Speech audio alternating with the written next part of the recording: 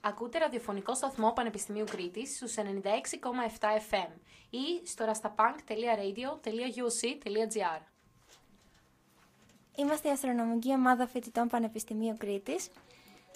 Μπορείτε να μας βρείτε στα κοινωνικά δίκτυα, στο Facebook, που έχουμε το group μας, Αστρονομική Ομάδα Φοιτητών Πανεπιστημίου Κρήτης, στο Instagram, astro.uc. Η ιστοσελίδα μας αυτή τη στιγμή είναι astro.culture.uc.gr. Έχουμε email το οποίο μπορείτε να το βρείτε εκεί, καθώς και σύνδεσμος για το σερβερ μας στο Discord και το κανάλι μας στο YouTube που είναι επίσης astro.uc. Αυτή τη στιγμή που εκπέμπουμε την εκπομπή μπορείτε να μπείτε στο Discord ή στο Instagram και να μας στέλνετε μηνύματα για οποιαδήποτε ερώτηση ή θέμα συζήτησης έχετε καθώς εκπέμπουμε την εκπομπή μας. Εγώ είμαι η Φέη. Εγώ είμαι ο Ερίκος. Και εγώ είμαι η Ελένη. Η Ελένη είναι το νέο άτομο στην εκπομπή μας. Ελένη, τι κάνεις? Αυτή είναι εβδομάδα χειρότερα από συνήθως. Τα πράγματα είναι δύσκολα, ίσως το έχετε παρατηρήσει και εσείς. Για όσους δεν το γνωρίζουν, την προηγούμενη εβδομάδα είχαμε ανάδρομο Ερμή. Σοβαρά? Πολύ σοβαρά και νομίζω ήταν προφανές, καθώς ολονών η εβδομάδα πήγε, φαντάζομαι, χειρότερα από συνήθως.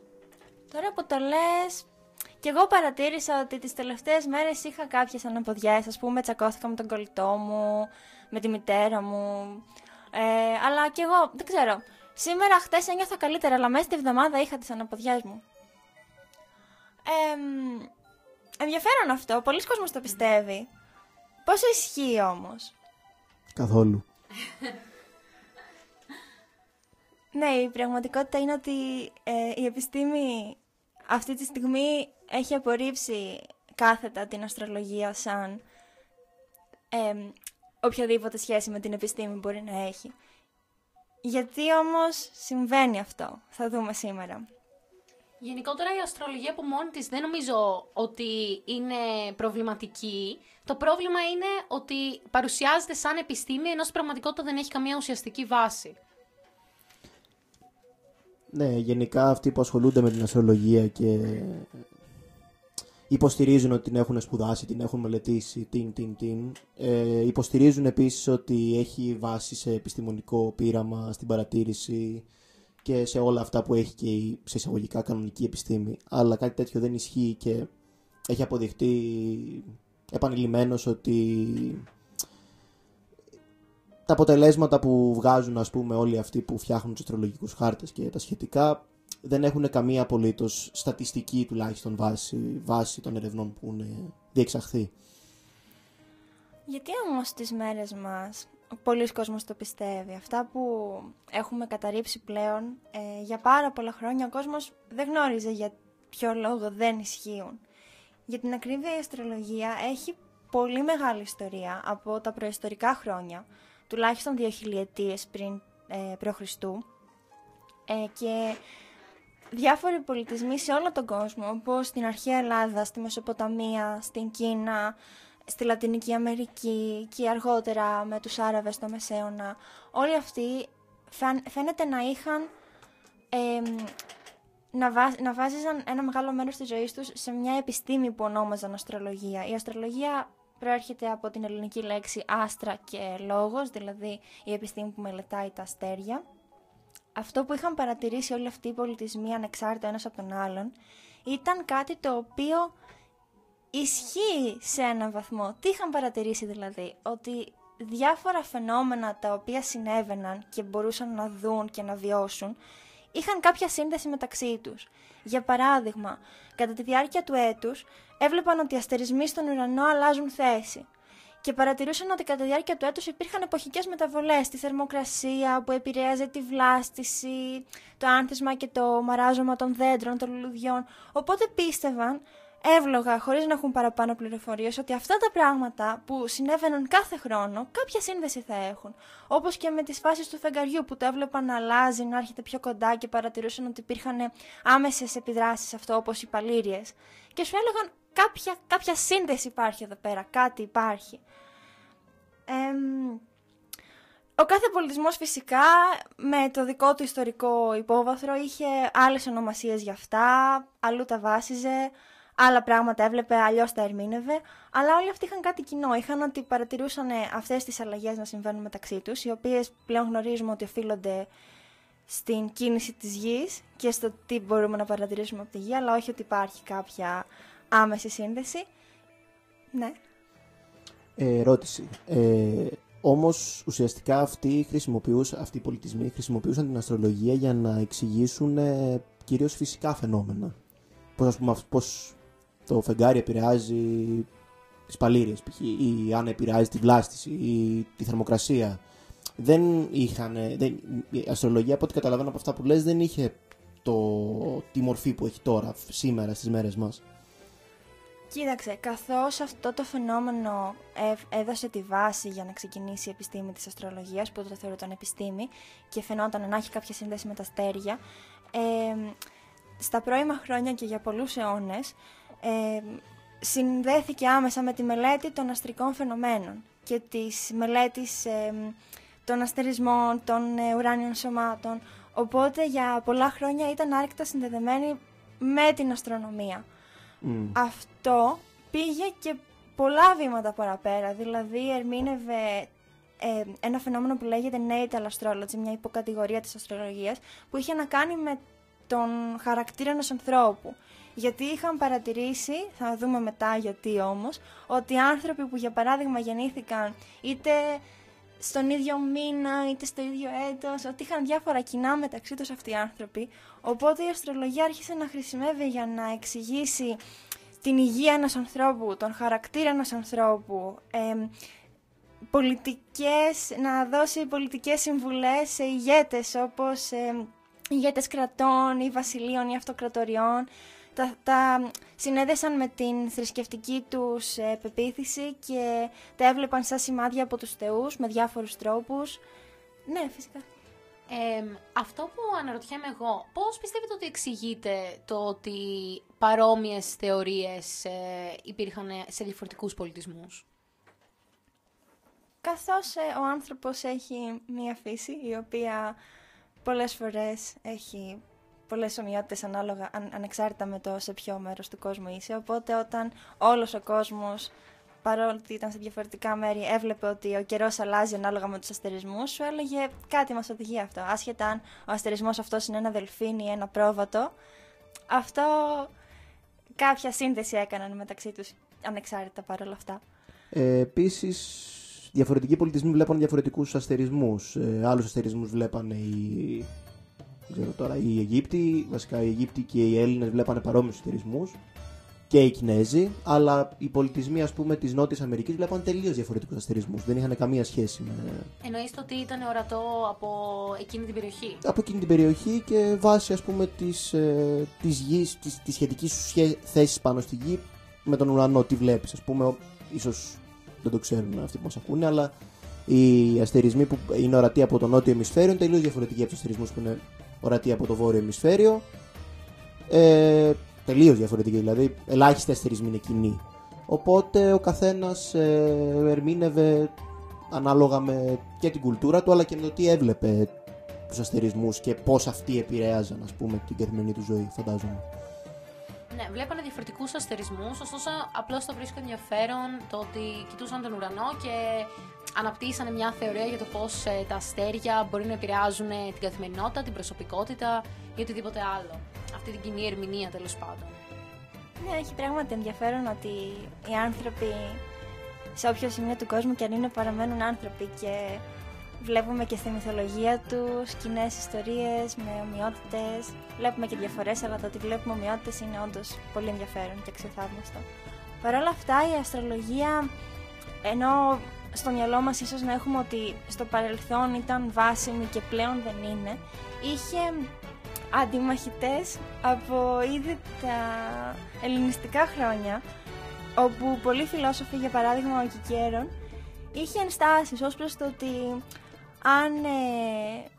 αν η αστρολογία επηρεάζει την καθημερινότητά μας και το χαρακτήρα ενός ανθρώπου ή την εξέλιξη κάποιων γεγονότων, τότε αυτό έρχεται σε αντίθεση με το φιλοσοφικό θέμα της ελεύθερης βούλησης που υπήρχε ανεπτυγμένο από τα αρχαία ελληνικά χρόνια, με το πόσο μεγαλώνουν οι γονείς σου, με την ιατρική που είχε κάνει κάποια βήματα για την εποχή της, και υπήρχαν αυτές οι ενστάσεις. Όπως και όταν άρχισε να γίνεται γνωστό για ποιο λόγο συμβαίνουν οι φάσεις της σελήνης, που είχε να κάνει με την κίνηση της σελήνης και με τη φωτεινότητα από τον ήλιο, που το γνώριζαν στη Ρωμαϊκή Αυτοκρατορία, καταρρίφθηκε η θεωρία του ότι η σελήνη είναι κάποιο θεϊκό σημάδι. Παρ' όλα αυτά, στο Μεσαίωνα, λόγω του ότι πολλά γραπτά χάθηκαν, πήγαμε κάποια βήματα. Σκοτεινές εποχές που λέμε, Dark Ages. Σωστά. Του Μεσαίωνα. Σωστά. Ο κόσμος συνέχισε, δηλαδή και στο Ισλάμ και στην Ευρώπη και στην Ινδία συνέχισαν να τη συνδέουν με την αστρονομία, να θεωρείται επιστήμη. Στον 16ο αιώνα, στην ύστερη αναγέννηση, πολλοί φιλόσοφοι κατηγόρησαν την αστρολογία για προκαταλήψεις καθώς και για ανθρωποκεντρισμό. Μάλιστα ήταν την εποχή λίγο μετά το Γαλιλαίο, όπου μέχρι τότε, όπως γνωρίζουμε, ο κόσμος πίστευε ότι το σύμπαν είναι γεωκεντρικό, δηλαδή τα πάντα που βλέπουμε περιφέρονται γύρω από τη γη, και αυτό άρχιζε σταδιακά να καταρρίπτεται, να περνάμε στην ιδέα ότι η γη γυρίζει γύρω από τον ήλιο. Άρχισαν και ιδέες γύρω από αυτό να καταρρίπτονται, δηλαδή πώς γίνεται οι θεοί ή το σύμπαν ή ό,τι κι αν είναι αυτό, να μας δίνουν σημάδια και να κουνάνε τα αστέρια μόνο για να δείξουν στον άνθρωπο πώς θα πάνε τα κοινωνικά ζητήματα ενός κράτους ή όλα αυτά, ενώ πλέον η θέση μας δεν ήταν, σαν άνθρωποι δεν ήταν τόσο κυρίαρχη. Και αρκετά αργότερα, 200-300 χρόνια μετά, κατά το διαφωτισμό, άρχισε να γίνεται πιο δημοφιλής η άποψη ότι η αστρολογία πρόκειται μάλλον για αβάσιμα πράγματα. Άρχισε να υπάρχει κοινωνική σάτυρα ως προς τους αστρολόγους της εποχής, να διαχωρίζεται από την αστρονομία, καθώς είχαμε πολλές γνώσεις στη φυσική. Και τότε ήταν που εισήχθε ένα νέο παρακλάδι στην αστρονομία που λεγόταν στην αστρολογία, που λεγόταν ψυχολογική αστρολογία, και είχε να κάνει με το πώς όχι η αστρολογία επηρεάζει την ψυχολογία, αλλά πώς μπορεί η ψυχολογία σου να επηρεαστεί βάσει αυτού που πιστεύεις για την αστρολογία. Βασικά ήταν ακριβώς αυτό, ότι πώς η αστρολογία επηρεάζει την ψυχολογία σου, αλλά όχι η αστρολογία προσπαθώντας να εξηγήσει φυσικά φαινόμενα τα οποία αυτά με τη σειρά τους επηρεάζουν την ψυχολογία σου. Ήταν κάτι παρόμοιο με... Τώρα μπορεί να μην είναι και πολύ καλή αναλογία, αλλά με τις θρησκείες, ας πούμε, τη θρησκεία, πώς, ας πούμε, επηρεάζει πώς επηρεάζει σαν άνθρωπο. Δηλαδή, ότι δεν είναι ότι αυτά που σου λέει η αστρολογία ισχύουν, αλλά το ότι μόνο και μόνο το γεγονός ότι στα γνωστοποιεί σε εισαγωγικά, αλλάζει την ψυχική σου, ας πούμε, ισορροπία, την ψυχική σου κατάσταση, και ίσως να σε οδηγήσει, ας πούμε, προς αυτά τα συμπεράσματα που έχει βγάλει η αστρολογία, ας πούμε. Ναι. Εννοείς με την έννοια του ότι υπάρχει κάποιο bias, δηλαδή εάν πιστεύεις, είσαι πεπισμένος ότι ισχύει κάτι, ότι πρέπει να συμπεριφέρεσαι με συγκεκριμένο τρόπο λόγω του ζωδίου σου ή οτιδήποτε άλλο. Αυτό είναι το γνωστό placebo effect. Το placebo effect, ότι ουσιαστικά καταλήγεις να συμπεριφέρεσαι με αυτόν τον τρόπο. Δηλαδή, ας πούμε, έστω ότι πας αύριο και βλέπεις, ας πούμε, στην εφημερίδα ότι το ζώδιό σου, π.χ. Ταύρος, ας πούμε, θα πάρεις μια πολύ σημαντική απόφαση στη ζωή σου την ερχόμενη εβδομάδα, που θα τα λένε έτσι πολύ συχνά στις στήλες των ζωδίων, στις εφημερίδες και online τώρα πια. Οπότε εσύ μετά μπαίνεις σε μια κατάσταση αυτοεπιβολής, ας πούμε, να πάρεις αυτή την πολύ σημαντική απόφαση. Ενώ αν αυτή την πληροφορία δεν την είχες, δεν την έδινε κάποιος, έστω και αν μπορεί να μην ισχύει και να ισχύει, δεν θα έμπαινες ποτέ σε αυτή τη διαδικασία. Οπότε και εν τέλει μπορεί να καταλήγεις να την παίρνεις αυτή την πολύ σημαντική απόφαση και λες «Α, τα ζώδια ισχύουν», ας πούμε. Αλλά δεν ισχύουν επειδή αυτό θα συνέβαινε either way, όπως και να έχει. Ισχύουν επειδή το άκουσες, σου γνωστοποιήθηκε, ας πούμε, έβαλες εσύ τον εαυτό σου να το κάνει. Οπότε είναι λίγο είναι μια ουσιαστικά ένας κύκλος ανατροφοδότησης, που και γι' αυτό είναι τόσο, ας πούμε, ισχύει ακόμα και στις μέρες μας τέτοιες αστρολογία και άλλες ψευδεπιστήμες, ας πούμε. Συμφωνώ. Δηλαδή, περιμένεις ότι κάτι θα συμβεί επειδή σου είπαν ότι θα συμβεί και το κάνεις μόνος σου. Το κάνεις αλήθεια μόνος σου, ναι. Και το παίρνεις σαν επιβεβαίωση ότι, ορίστε, συνέβη αυτό που είχαν προβλέψει, άρα είναι ένδειξη ότι ισχύει η εκάστοτε ψευδοεπιστήμη, γιατί αυτό δεν συμβαίνει μόνο στα ζώδια. Και υπάρχει και το confirmation bias, το έχω σημειώσει στα ελληνικά, προκατάληψη επιβεβαίωσης, ότι οτιδήποτε, ειδικότερα στα ζώδια αυτό φαίνεται, οτιδήποτε επιβεβαιώνει αυτό που πιστεύουμε, το βλέπουμε, το επεξεργαζόμαστε και το κρατάμε σαν επιχείρημα. Ενώ αν υπάρχει κάτι το οποίο δεν ισχύει και δεν συμφωνεί με την άποψή μας, το αγνοούμε, δεν του δίνουμε σημασία. Οπότε αν διαβάσω εγώ στο ζώδιό μου ότι η υδροχόη είναι πάντοτε ψηλή και εγώ ψηλή δεν είμαι, δεν θα δώσω σημασία σε αυτό το στοιχείο και θα δώσω σημασία μόνο στα στοιχεία που επιβεβαιώνουν ότι ισχύει αυτό που πιστεύω, ισχύουν τα ζώδια. Ναι, αυτό επίσης έχει να κάνει και με το... Τώρα κοιτάω λίγο το σημειώσω μου και δεν το βρίσκω, αλλά δεν πειράζει. Ναι. Έχει να κάνει και με το φαινόμενο που, ας πούμε, απορρίπτουμε ό,τι δεν μας συμφέρει και ό,τι μας συμφέρει το κάνουμε δικό μας, ας πούμε. Ναι, αυτό είναι η προκατάληψη της επιβεβαίωσης, το confirmation bias. Το οποίο κατά τη γνώμη μου είναι πάρα πολύ έμφυτο στη φύση του ανθρώπου, να θέλει να δει αυτά που θέλει να δει, να αγνοήσει αυτά που δεν θέλει να δει.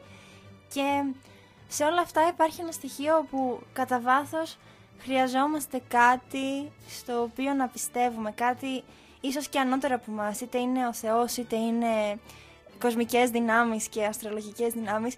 Κάτι υπάρχει που μας κάνει να θέλουμε, όχι εμάς τους τρεις εδώ, αλλά σαν άνθρωποι, ότι θα συμβεί κάτι, ίσως επειδή εγώ δεν το ελέγχω, ίσως επειδή δεν θέλω να έχω αυτή την ευθύνη, ίσως επειδή κάποιος κάπου κάτι ξέρει καλύτερα από μένα και υπάρχει ένα πλάνο γραμμένο. Για την ιστορία, ακόμα και θεολογικά κατά τα ιστορικά χρόνια υπήρχαν ενστάσεις, δηλαδή και οι Άραβες πολλές φορές έρχονταν σε αντίθεση με το ότι δεν μπορεί τα αστέρια να μας δείχνουν το δρόμο του Θεού, γιατί κανονικά δεν θα πρέπει να το ξέρουμε, του Αλλάχ για την ακρίβεια.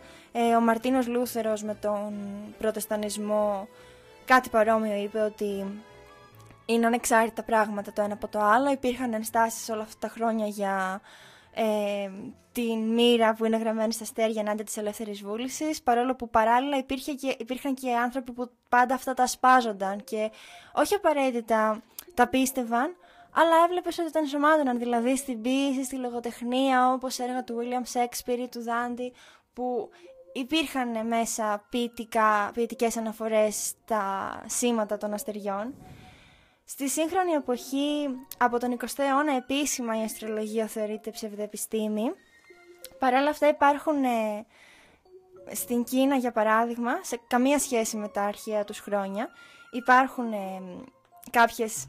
Η αστρολογία των Κινέζων είχε να κάνει με τη δική τους πιο πολύ θρησκεία και θεώρηση του κόσμου, δηλαδή με την ενέργεια του Yin και του Yang, με τις 5 θεότητες που ήταν της φύσης, το νερό, το χώμα, τα μέταλλα, το δέντρο, τη φωτιά και τη σύνδεση με όλα αυτά. Είχαν 10 μέρες τη βδομάδα, το κινέζικο έτος παραδοσιακά ξεκινάει πιο μετά, ανάλογα με τον κύκλο της σελήνης. Πλέον τα ζώδια είναι κάτι που τους αρέσει να πιστεύουν, αλλά πιο πολύ για το aesthetic που λένε και δεν τα βασίζουν στα αστέρια. Στην Ινδία τους αρέσει πάρα πολύ να ακολουθούν κάτι σαν παραδοσιακά ζώδια, τα οποία βασίζονται πάρα πολύ στην ελληνική κουλτούρα. Δηλαδή έχουν παρόμοιες λέξεις για τα ζώδια, όπως κρυός και παρθένος και όλα αυτά τα λένε παρόμοια.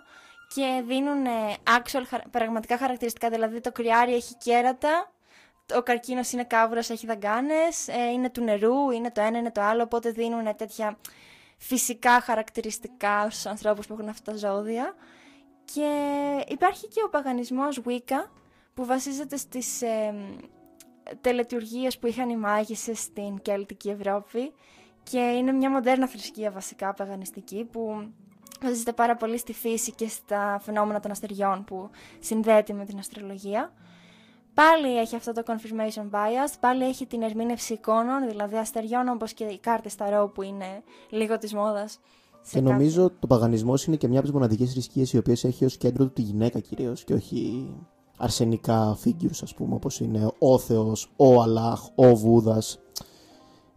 Έτσι έχω ακούσει, αλλά δεν ξέρω αν ισχύει. Υπάρχουν πάρα πολλές παγανιστικές θρησκείες, δεν είναι μόνο μία. Οπότε η σαν ομπρέλα όμως, ρε παιδί μου, παγανισμός, ας πούμε. Ναι, ωραία αυτή η σκέψη, δεν το ήξερα, αλλά φαντάζομαι ότι όντως μπορεί να ισχύει. Έχει σίγουρα τη γυναίκα σε πιο υψηλή θέση από ό,τι αυτές οι θρησκείες.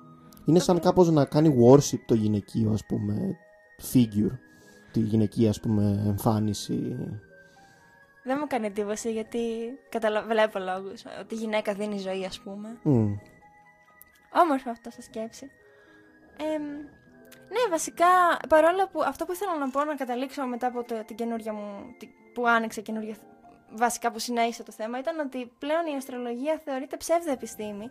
Παρ' όλα αυτά υπάρχει κόσμος που συνεχίζει να την πιστεύει. Δηλαδή, μπορεί να πιστεύει όντως ότι η έκλειψη σελήνης την περασμένη εβδομάδα με επηρέασε και γι' αυτό τσακώθηκα με τη μητέρα μου. Όχι επειδή εγώ θα τσακωνόμουν με τη μητέρα μου ούτως ή άλλως, επειδή έχουμε πολύ διαφορετικούς χαρακτήρες, αλλά επειδή έκλειψη. Και είναι αυτό που λέγαμε, ότι κάποια ανώτερη δύναμη παίρνει την ευθύνη από μένα. Γενικότερα, κατά τη γνώμη μου, συγγνώμη αν διακόπτω, Έρικο, κατά τη γνώμη μου, δεν είναι η ύπαρξη αυτής της σκέψης, τέλος πάντων, δεν είναι αρνητική αυτή καθ' αυτή. Δηλαδή, το να πιστεύεις σε κάτι ανώτερο ή κάτι που έχει κάποιον έλεγχο ή οτιδήποτε τέτοιο, δεν είναι αυτομάτως κακό. Το πιο επικίνδυνο χαρακτηριστικό σε αυτό είναι το να το παρουσιάζεις σαν επιστήμη, σαν κάτι αναμφίβολο, σαν όχι απλά υπερφυσικό και πίστη, αλλά σαν κάτι το οποίο δεν μπορεί να αμφισβητηθεί. Και αυτό, με αυτόν τον τρόπο κιόλας πολλά άτομα τα επηρεάζεις. Γιατί όταν κάτι το κάνεις να φαίνεται επιστημονικό, ο κόσμος πιο δύσκολα θα το αμφισβητήσει και πιο εύκολα θα το ασπαστεί από ότι αν το περιγράψεις απλά σαν πίστη δική σου. Αυτό. Και έτσι πολύ περισσότερος κόσμος, χωρίς να είναι πονηρεμένοι τέλος πάντων, χωρίς να σκεφτούν με κριτική σκέψη, θα επηρεαστούν από αυτό.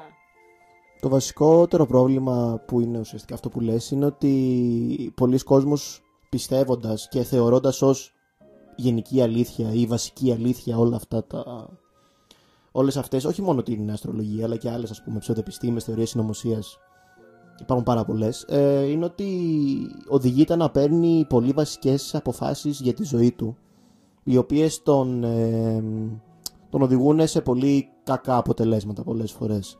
Π.χ. ας πούμε, πιάσουμε τώρα ένα λίγο λεπτό θέμα, αλλά δεν πειράζει. Πόσος κόσμος, ας πούμε, στην πανδημία, λόγω του ότι υπήρχαν διάφορες θεωρίες συνωμοσίας περί των εμβολίων, δεν έκανε εμβόλιο και κατέληξε. Δηλαδή, και έχουμε, φαντάζομαι, όλοι μας παραδείγματα και από τον κύκλο μας, ας πούμε, που ξέρουμε κόσμο ο οποίος τη μια μέρα τον ακούγαμε εμβόλια θα με σκοτώσουν, θα με κάνουν, θα με δείξουν, και την επόμενη χωρίς να έχει κάνει τον εμβόλιο. Οπότε τίθεται και θέμα δηλαδή δημόσιας ασφάλειας σε κάποια από αυτές τις θεωρίες συνωμοσίας, οι οποίες πιάνουν λίγο πιο σημαντικά θέματα. Τώρα, εντάξει, αστρολογία ίσως και να μην σε οδηγήσει σε σε κάποια κατάσταση που απειλεί τη ζωή σου, αλλά θεωρίες συνωμοσίας γύρω από εμβόλια, ας πούμε, ή από κάτι άλλο παρόμοιο, ίσως να σε οδηγήσουν σε κάτι τέτοιο. Μα και η αστρολογία είναι σαν ένα δείγμα της συμπεριφοράς του ανθρώπου. Δηλαδή, κάποιος που είναι ικανός να πιστέψει ότι η ζωή του εξαρτάται και επηρεάζεται από το πώς, τι αστερισμοί, τι κάνουν, αν είναι ανάδρομος Ερμής, έχει και μεγαλύτερη πιθανότητα να πιστέψει σε μια θεωρία συνωμοσίας πολύ πιο βαριά, που θα έχει μεγαλύτερο αντίκτυπο και στην κοινωνία και στη δημόσια ασφάλεια. Αυτό. Δηλαδή είναι μια ένδειξη. Είναι μια ένδειξη για τον άνθρωπο. Όχι για την αστρολογία όμως. Όχι για την αστρολογία. Μια ένδειξη ότι κάποιος που επηρεάζεται, κάποιος που πιστεύει σε κάτι τέτοιο, είναι πιο επιρρεπής σε παρόμοιες. Ναι. Προφανώς, ναι, αυτό ισχύει.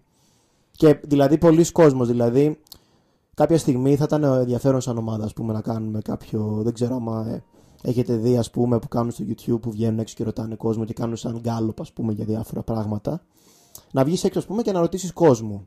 Πιστεύεις, ας πούμε, στο ότι ο άνθρωπος πάτησε σε σελήνη? Αυτό θα ήταν πολύ ενδιαφέρον να σημειωθεί.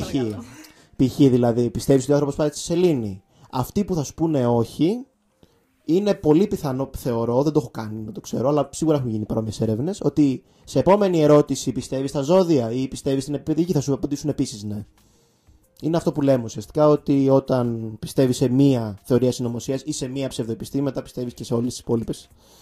Ωστόσο, η διαφορά μεταξύ αυτών, για παράδειγμα για το αν πατήσαμε στη σελήνη, για το αν είναι επίπεδη γη και στα ζώδια, προφανώς το κοινό είναι ότι δεν πιστεύω σε κανένα από τα τρία σαν συνωμοσίες. Η διαφορά είναι ότι το ένα το θεωρώ τελείως συνωμοσιολογικό, το άλλο θεωρώ ότι κάποιοι άνθρωποι το χρησιμοποιούν απλώς για να τους δώσει σαν ένα crutch, πώς το λέμε.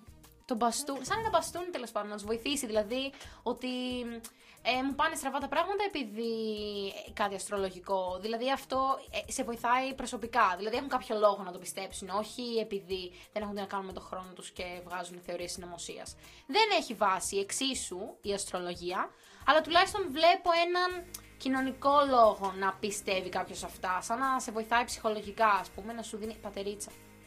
Να σου δίνει πατερίτσα, καταλάβατε. Ή να λες ότι δεν τα πάω καλά με τις φιλίες ή με τις σχέσεις επειδή είμαι Σκορπιός. Όχι επειδή είμαι αντικοινωνικός ή είμαι αγενής. Αυτό, δηλαδή σου δίνει μια κοινωνική πατερίτσα. Σε αντίθεση με τις υπόλοιπες, με τις θεωρίες συνωμοσίας, ας πούμε, όπως επίπεδη γη, το οποίο δεν προσφέρει τίποτα απολύτως κιόλας. Δεν συμφωνώ με αυτό. Εγώ θεωρώ ότι βασικά αυτό που λες τόση ώρα είναι η προκατάληψη του υπερεαυτού ή η μεροληπτική απόδοση ευθυνών και ευσύμων. Ουσιαστικά και η θρησκεία και οποιαδήποτε θρησκεία και η αστρολογία σου δίνει ένα ουσιαστικά σαν κάδο, ας πούμε, οπότε εκεί πέρα μπορείς να πετάς πράγματα τα οποία δεν θέλεις να τα έχεις πάνω σου, όπως το έχουμε πει αρκετές φορές ήδη. Π.χ. ας πούμε, τσακώθηκα με τη μητέρα μου Πεπίνη Φέη. Δεν φταίω εγώ, φταίει το ζώδιο. Αλλά χθες έφτιαξα μια πολύ ωραία πουτίγκα, ας πούμε, ή ένα πολύ ωραίο γλυκό. Είμαι πάρα πολύ καλός μάγειρας ή ζαχαροπλάστης. Αυτό δεν δίνουμε, ας πούμε, την ευθύνη στο ζώδιο. Αυτό το παίρνουμε όσο ότι είναι κάτι δικό μας. Ή χθες έβαλα πολλά γκολ σε ένα μάτι που έξω στο ποδόσφαιρο. Αυτό το κάνα εγώ, δεν το κάνει το ζώδιο. Αλλά π.χ. ας πούμε είμαι αναβλητικός, τσακώνομαι με τους γύρω μου, νιώθω ας πούμε μίσος και ζήλια για τους συναδέλφους μου, π.χ. όλα αυτά τα φταίει το ζώδιο. Ναι, αλλά δεν συμφωνώ σε αυτό που λες, Ελένη, με τις θεωρίες συνωμοσίας, ότι δεν σου προσφέρουν απολύτως τίποτα κοινωνικά. Σου προσφέρουν την αίσθηση ότι έχεις βρει κάτι πιο σωστό από τους άλλους και λες, αυτοί, ας πούμε, αυτά τα πρόβατα που πιστεύουν ότι πάτησαν οι άνθρωποι στη σελήνη.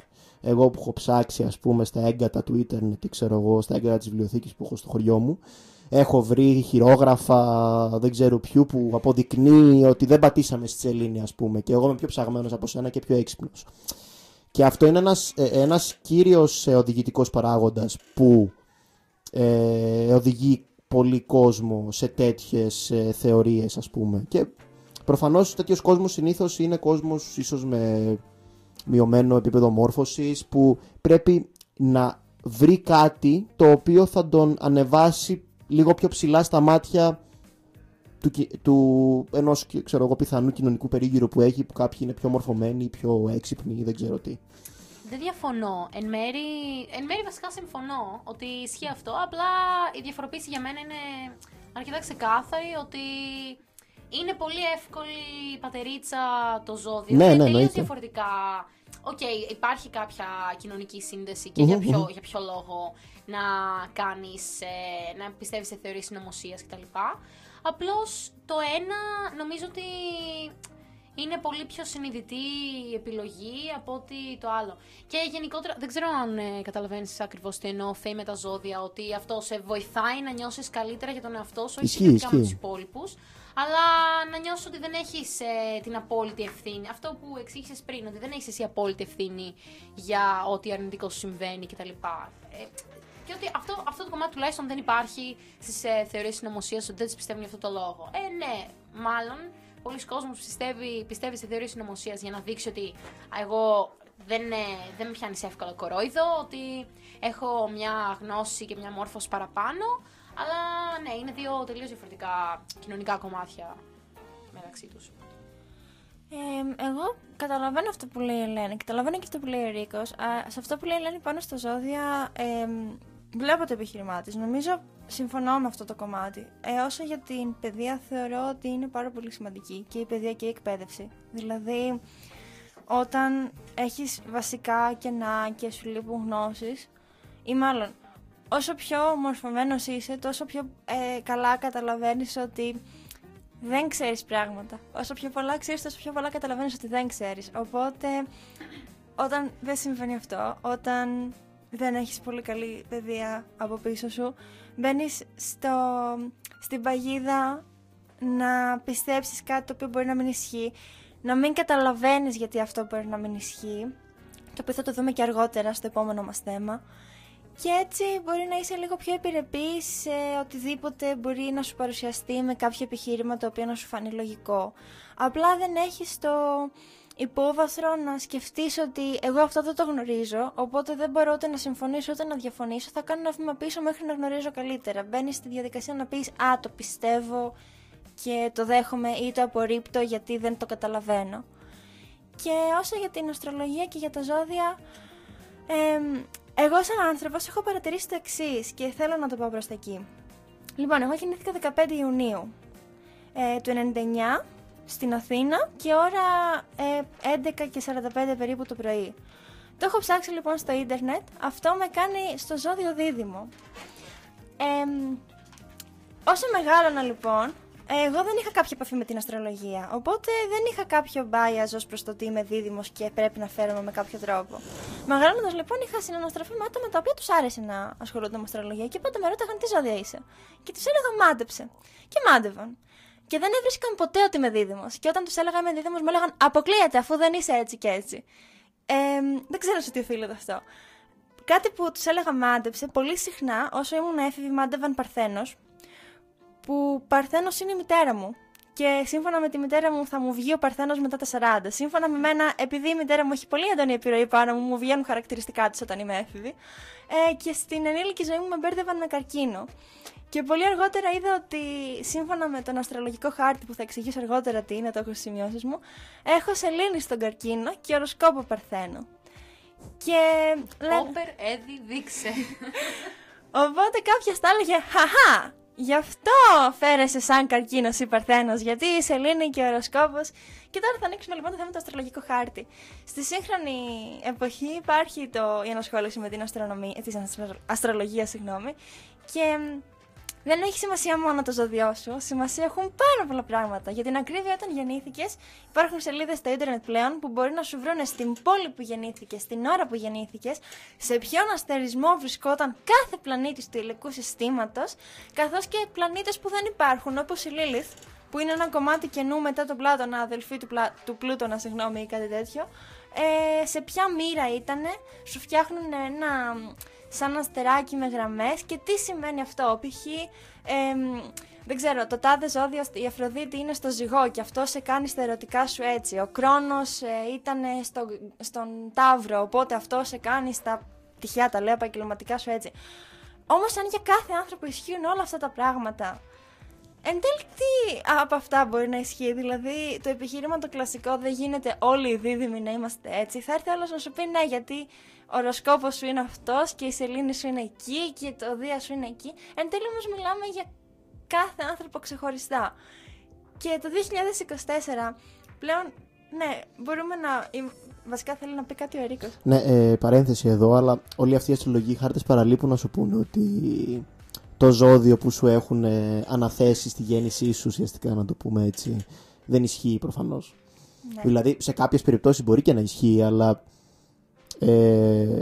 δεν ξέρω αν ακόμα και αυτοί που ασχολούνται με την αστρολογία, ας πούμε, δηλαδή βασικά ακόμα και οι ίδιοι αυτοί που θεωρούν, που λένε ότι έχουν σπουδάσει αστρολογία, ξέρουν πώς τα ζώδια ορίζονται μέσα σε ένα χρόνο.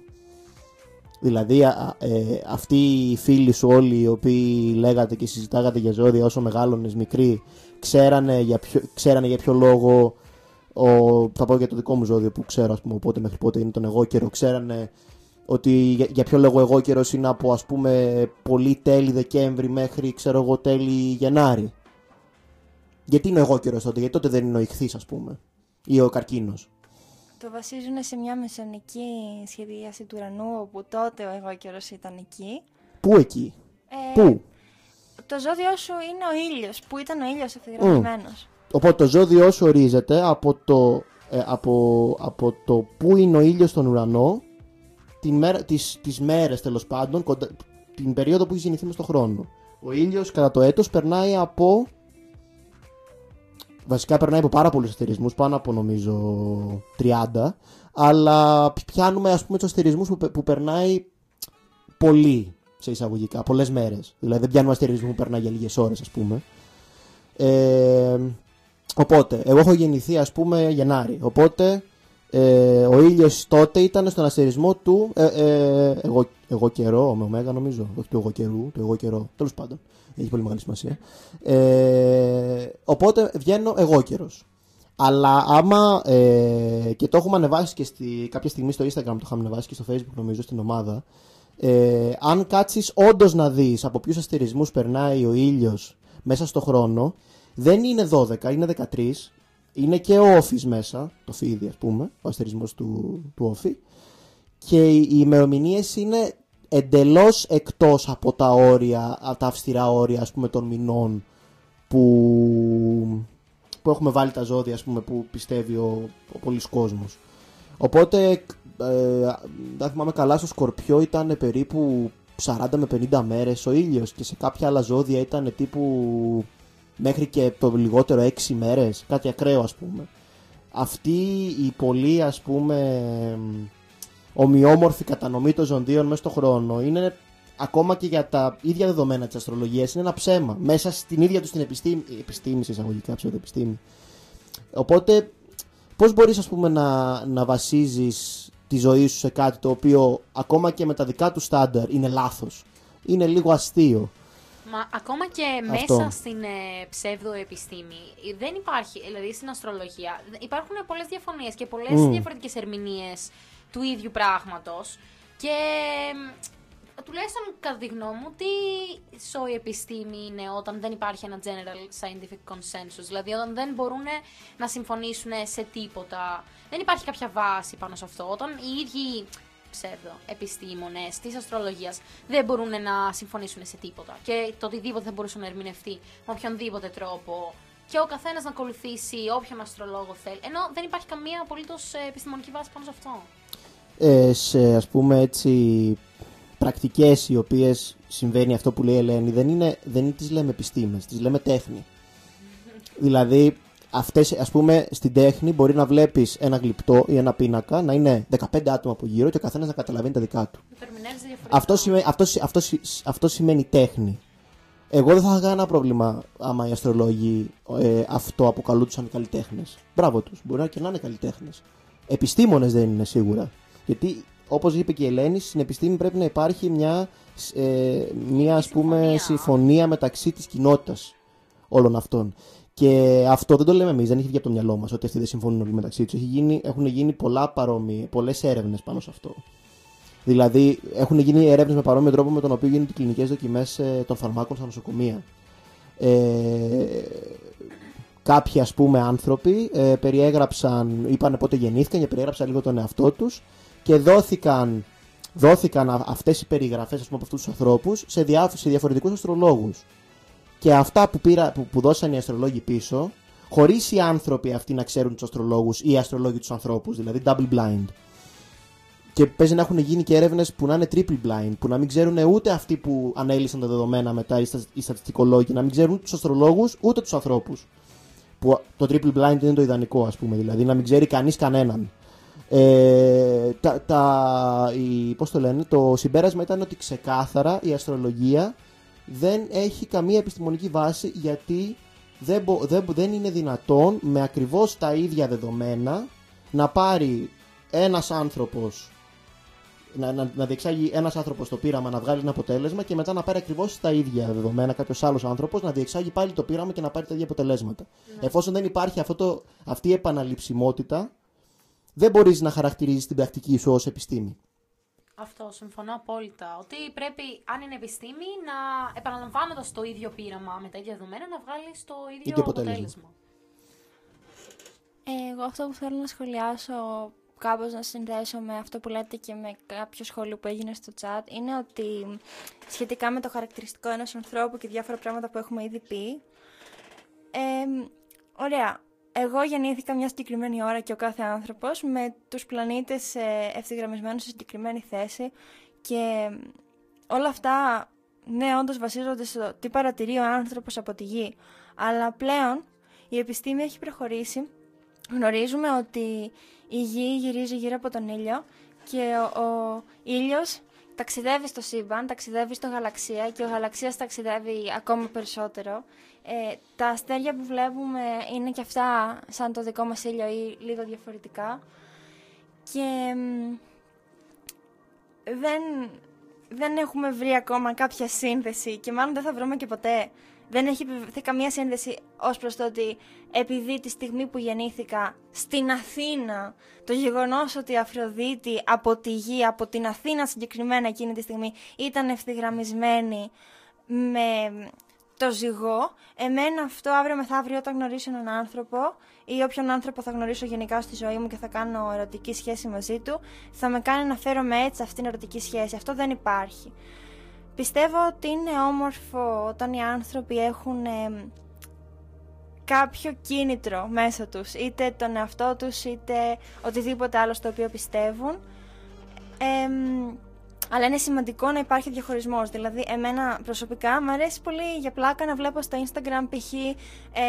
Σου δίνω ένα παγωτό ανάλογα με το ζώδιό σου και ψάχνω να βρω στο δίδυμο τι παγωτό έδωσε. Και πολλές φορές μου δίνει ένα παγωτό και σκέφτομαι, ήθελα του ηχθή, ας πούμε.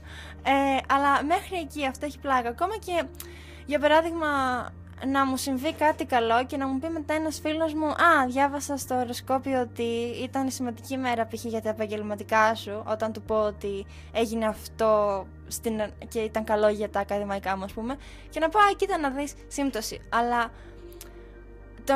είναι σημαντικό να διαχωρίζουμε τι ισχύει και τι όχι, αλλά και στο επιχείρημα ότι μπορεί να υπάρχει κάτι που δεν γνωρίζουμε από τη στιγμή που δεν τα γνωρίζουμε, δηλαδή δεν γνωρίζουμε, δεν έχουμε επιβεβαιώσει, έχει διαφορά τι πιστεύω και με βοηθάει να το πιστεύω και τι ισχύει.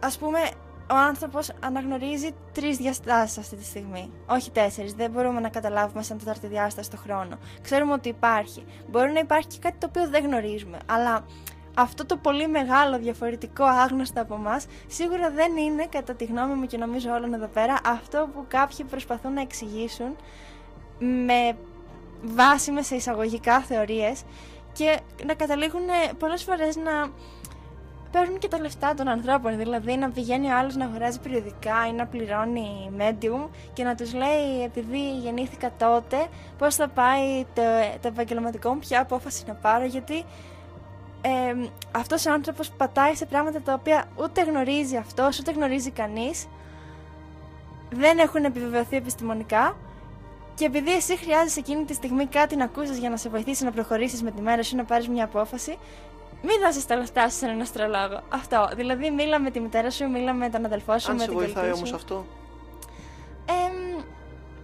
Είναι το αντίστοιχο να λες σε κάποιον, ας πούμε, που του αρέσει να πηγαίνει να κάνει εξομολόγηση στην εκκλησία, μη δίνεις τα λεφτά στον παπά και πήγαινε μιλά με έναν ψυχολόγο. Αλλά με αυτόν τον βοηθάει όμως, τον βοηθάει να μιλάει με τον παπά.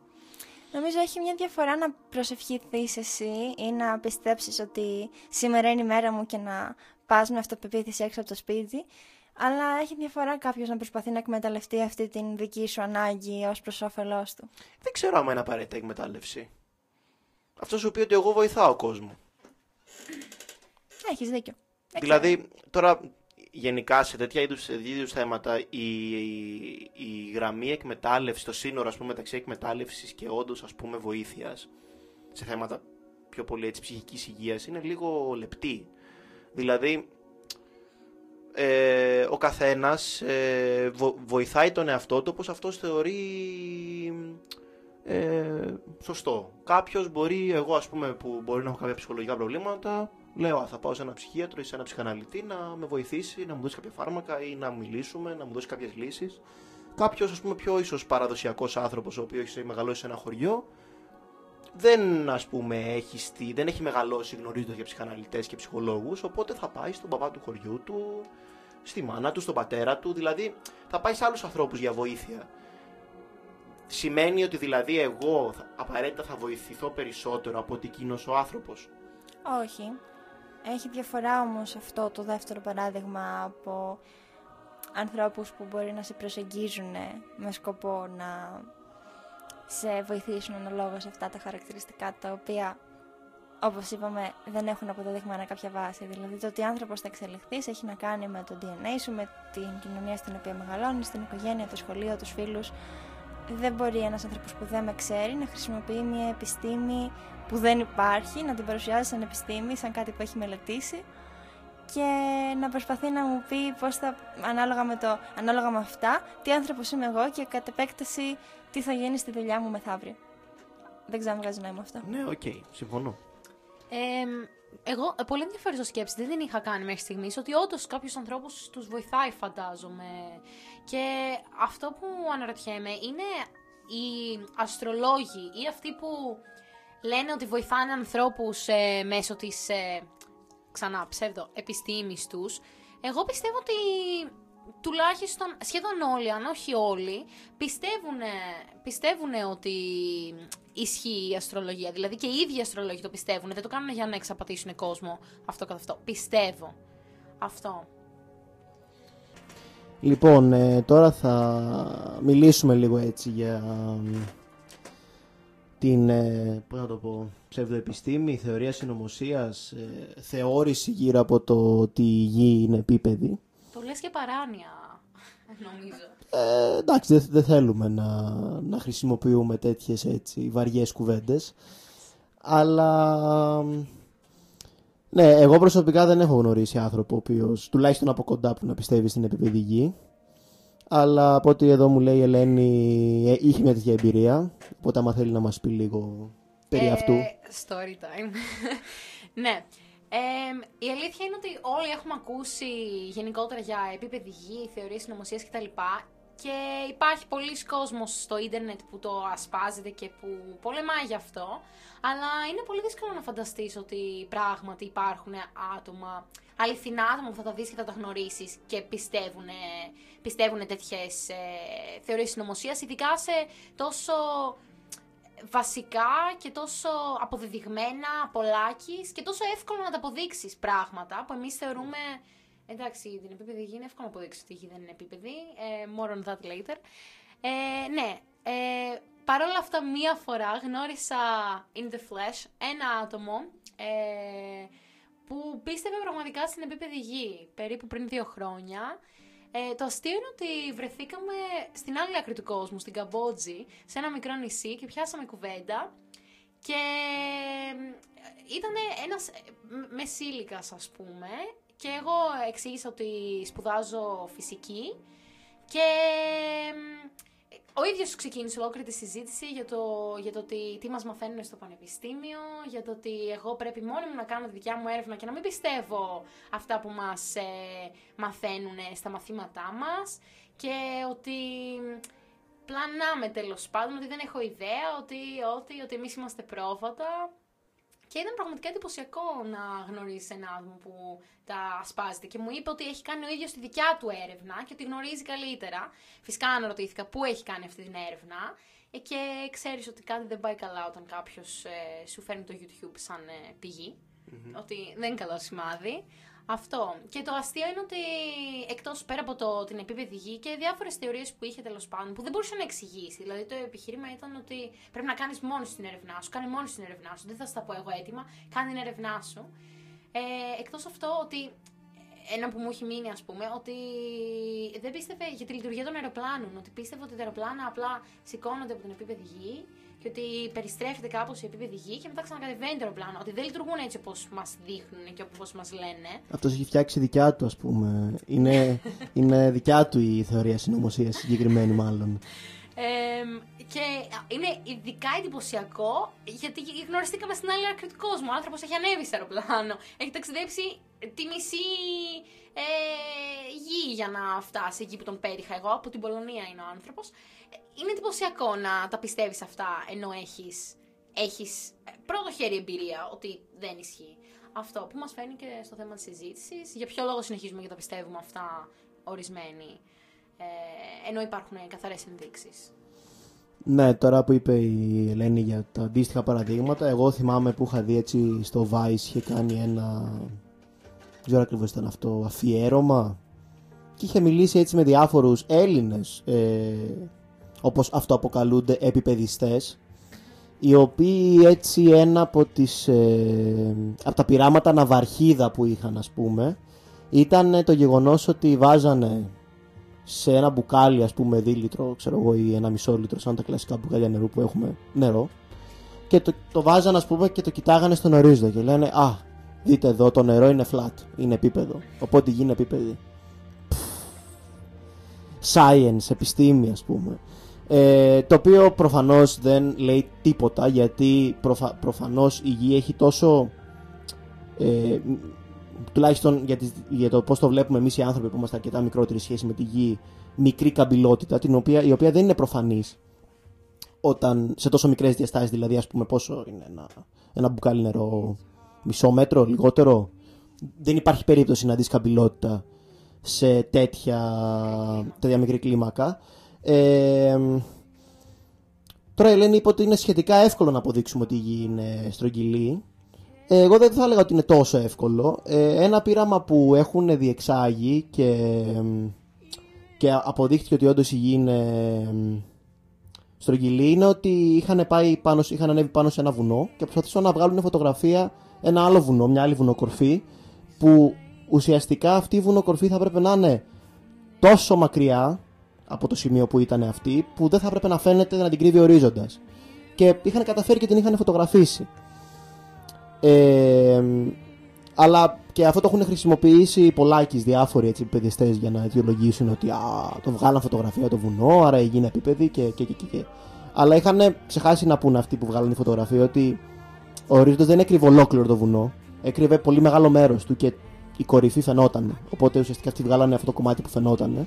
Μα αυτό είναι το θέμα. Ένας από τους πιο απλούς τρόπους για να δείξεις, αν όχι ακριβώς απόδειξη, αλλά τουλάχιστον ένδειξη ότι η γη δεν είναι επίπεδη, είναι ότι αν η γη ήταν επίπεδη θα μπορούσες να δεις, να κάθεσαι σε ένα σημείο και να μπορείς να δεις μέχρι το τέρμα. Μέχρι θα μπορούσαμε από πέρα να δούμε το Empire State Building, ας πούμε, ή το Άγαλμα της Ελευθερίας, ή δεν ξέρω κι εγώ. Ότι δεν θα υπήρχε κάτι που θα μας εμπόδιζε να το δούμε. Και αυτό που είπε Ερίκο, ότι η διαφορά είναι ότι άμα προσπαθήσεις να δεις κάτι το οποίο είναι μακριά ή το πλοίο, ας πούμε, που φεύγει στον ορίζοντα, ότι δεν είναι ότι θα εξαφανιστεί, ότι πρέπει να εξαφανιστεί όλο και έτσι μόνο θα αποδειχτεί. Ότι εξαφανίζεται από κάτω προς τα πάνω σιγά σιγά, καθώς κατεβαίνει, σαν να λέμε, με το επίπεδο του ορίζοντα. Οι παιδιστές θα αντικρούσουν αυτό το επιχείρημά σου λέγοντας ότι ο λόγος που δεν βλέπουμε, ας πούμε, από την Ελλάδα π.χ. το Empire State Building είναι ότι υπάρχει ατμόσφαιρα ανάμεσα και ότι μας κόβει, ας πούμε. Μετά από κάποιο σημείο η ατμόσφαιρα γίνεται οπτικά πυκνή και δεν αφήνει, ας πούμε, το φως να περάσει. Δεν ξέρω η αλήθεια είναι πώς ακριβώς να το αντικρούσω αυτό, αλλά... Θα μπορούσε να ισχύει. Ναι, θεωρητικά ναι, θα μπορούσε να ισχύει και γι' αυτό λέμε ότι δεν είναι... Δεν είναι η μόνη ένδειξη, ναι, προφανώς. Ναι. Αλλά ακόμα και αυτό που λέμε για παράδειγμα για τα πλοία, άμα κοιτάξεις, άμα σταθείς κάπου στην παραλία και δεις ένα πλοίο το οποίο απομακρύνεται και ότι σιγά σιγά θα αρχίσει να εξαφανίζεται. Αν ήταν θέμα ατμόσφαιρας, θα εξαφανιζόταν όλο ταυτόχρονα. Αλλά αυτό που συμβαίνει είναι ότι το βλέπεις, πρώτα το κάτω-κάτω μέρος του πλοίου να εξαφανίζεται και η κορυφή του πλοίου με το κατάρτι, άμα ήταν πιο παλιές εποχές, θα συνέχιζε να φαίνεται μέχρι να εξαφανιστεί εντελώς. Δηλαδή από κάτω προς τα πάνω εξαφανίζεται. Από αυτό δεν εξηγείται από την ατμόσφαιρα. Τελικά μπορούσα να το εξηγήσω. Αλλά είμαι σίγουρος ότι τώρα δεν έχω μελετήσει ακριβώς έτσι την επιχειρηματολογία σε μεγάλο... δεν έχω εκτενώς μελετήσει την επιχειρηματολογία των επιπεδιστών, αλλά ακόμα και αυτό το αντικρούουν με κάποιο τρόπο. Αλλά δεν θυμάμαι πώς. Ο Carl Sagan νομίζω είχε μιλήσει για το Bologna Detection Kit. Πώς, ας πούμε, να βρίσκεις ότι κάτι είναι, ότι δεν ισχύει ή ότι ισχύει. Και είχε δώσει ένα παράδειγμα με το οποίο είχε να κάνει με το ότι έχει ένα δράκο στον γκαράζ του. Οπότε έρχομαι εγώ και σου λέω, ας πούμε, η Ελένη ή η Φέη, ότι έχω ένα δράκο στον γκαράζ μου. Και εσύ θέλεις όντως να διαπιστώσεις αν έχω όντως ένα δράκο στον γκαράζ μου. Τι θα μου πεις να κάνουμε, ας πούμε? Να ανοίξουμε τον γκαράζ και να μου τον δείξεις. Ωραία, ανοίγω τον γκαράζ και ο δράκος δεν υπάρχει και μου λες εσύ ότι δεν είναι εκεί ο δράκος. Και σου λέω εγώ ότι είναι αόρατος. Είναι αόρατος δράκος. Οκ, πες του να βγάλει ένα βρυχυθμό ή φωτιά από το στόμα του ή να αρχίσει να ανοίγει τα φτερά του, να ρίξει κάτι κάτω, να κάνει φασαρία. Αυτός ο δράκος δεν πετάει, δεν έχει φτερά, είναι μουγκός και είναι επίσης, έχει μια ιδιότητα την οποία του επιτρέπει να κινείται στο χώρο χωρίς να κάνει θόρυβο. Τότε πώς ξέρεις εσύ ότι υπάρχει ο δράκος? Αυτό ακριβώς είναι το αποτέλεσμα αυτού του Bologna Detection Kit, ότι μετά προσπαθείς να καταρρύψεις από όλες αυτές τις θεωρίες συνωμοσίας ένα-ένα τα επιχειρήματα και συνέχεια κάτι υπάρχει που τα κάνει όλο και πιο, ας πούμε, κρυφά, σαν να μην υπάρχουν, ας πούμε, ναι. Οπότε στην τελική φτάνεις σε ένα αποτέλεσμα και λες, ωραία, αφού όλα αυτά, ας πούμε, τέτοιο, εσύ πώς ξέρεις, ας πούμε, ότι αυτό που λες ισχύει? Και είναι ένα κλασικό και αυτό παρατηρείται σε όλες τις θεωρίες συνωμοσίας. Και αυτό το παράδειγμα, ο δράκος είναι η απόδειξη της επιστήμης ή η απόδειξη της συνωμοσίας? Είναι και τα δύο ταυτόχρονα. Είναι σαν παράδειγμα, παράδειγμα. Ότι, δηλαδή και για ποιο λόγο είναι αδύνατο, αυτός είναι και ένας από τους λόγους που είναι αδύνατον να καταρρύψεις στο σύνολό της οποιαδήποτε θεωρία συνωμοσίας. Επειδή είναι ακριβώς θεωρία συνωμοσίας η οποία βασίζεται στην ανθρώπινη φαντασία και όχι στην πραγματικότητα και στους φυσικούς νόμους και. Πάντα θα υπάρχει κάτι το οποίο θα δίνει βάση στη θεωρία συνωμοσίας. Όσο και να καταρρίπτεις, τόσο θα βρίσκουν πράγματα να σου πούνε. Αυτό ακριβώς είναι ένα από τα χαρακτηριστικά γενικότερα, όπως είπες, των θεωριών αυτών. Το θέμα είναι με Flat Earth και άλλα τέτοια σχετικά, ότι δεν ακολουθούν καθόλου το scientific method, ας πούμε. Ότι δεν υπάρχει αυτό το ότι κάνουμε construct, ότι κατασκευάζουμε μια θεωρία με βάση τις παρατηρήσεις και μετά κάνουμε κάποιες προβλέψεις σύμφωνα με τη θεωρία μας και επιβεβαιώνουμε τις προβλέψεις με πειράματα ή με παρατηρήσεις. Αυτό δεν υπάρχει, ας πούμε, στην επίπεδη γη κτλ. Επειδή αυτό που κάνουν είναι να αλλάζουν διαρκώς την ίδια τη θεωρία τους με ad hoc, δηλαδή με εκ των υστέρων προσθήκες, δηλαδή για να ταιριάξουν τις παρατηρήσεις. Ότι έχουμε εμείς τη θεωρία και ότι δεν ταιριάζει η θεωρία μας με αυτό που βλέπουμε. Οπότε βάζουμε κάτι ακόμα στη θεωρία για να το κάνουμε να ταιριάξει. Και βάζουμε κάτι ακόμα και βάζουμε κάτι ακόμα. Τότε όμως η θεωρία σου κάποια στιγμή πρέπει να αποδεχτείς ότι δεν στέκει η θεωρία.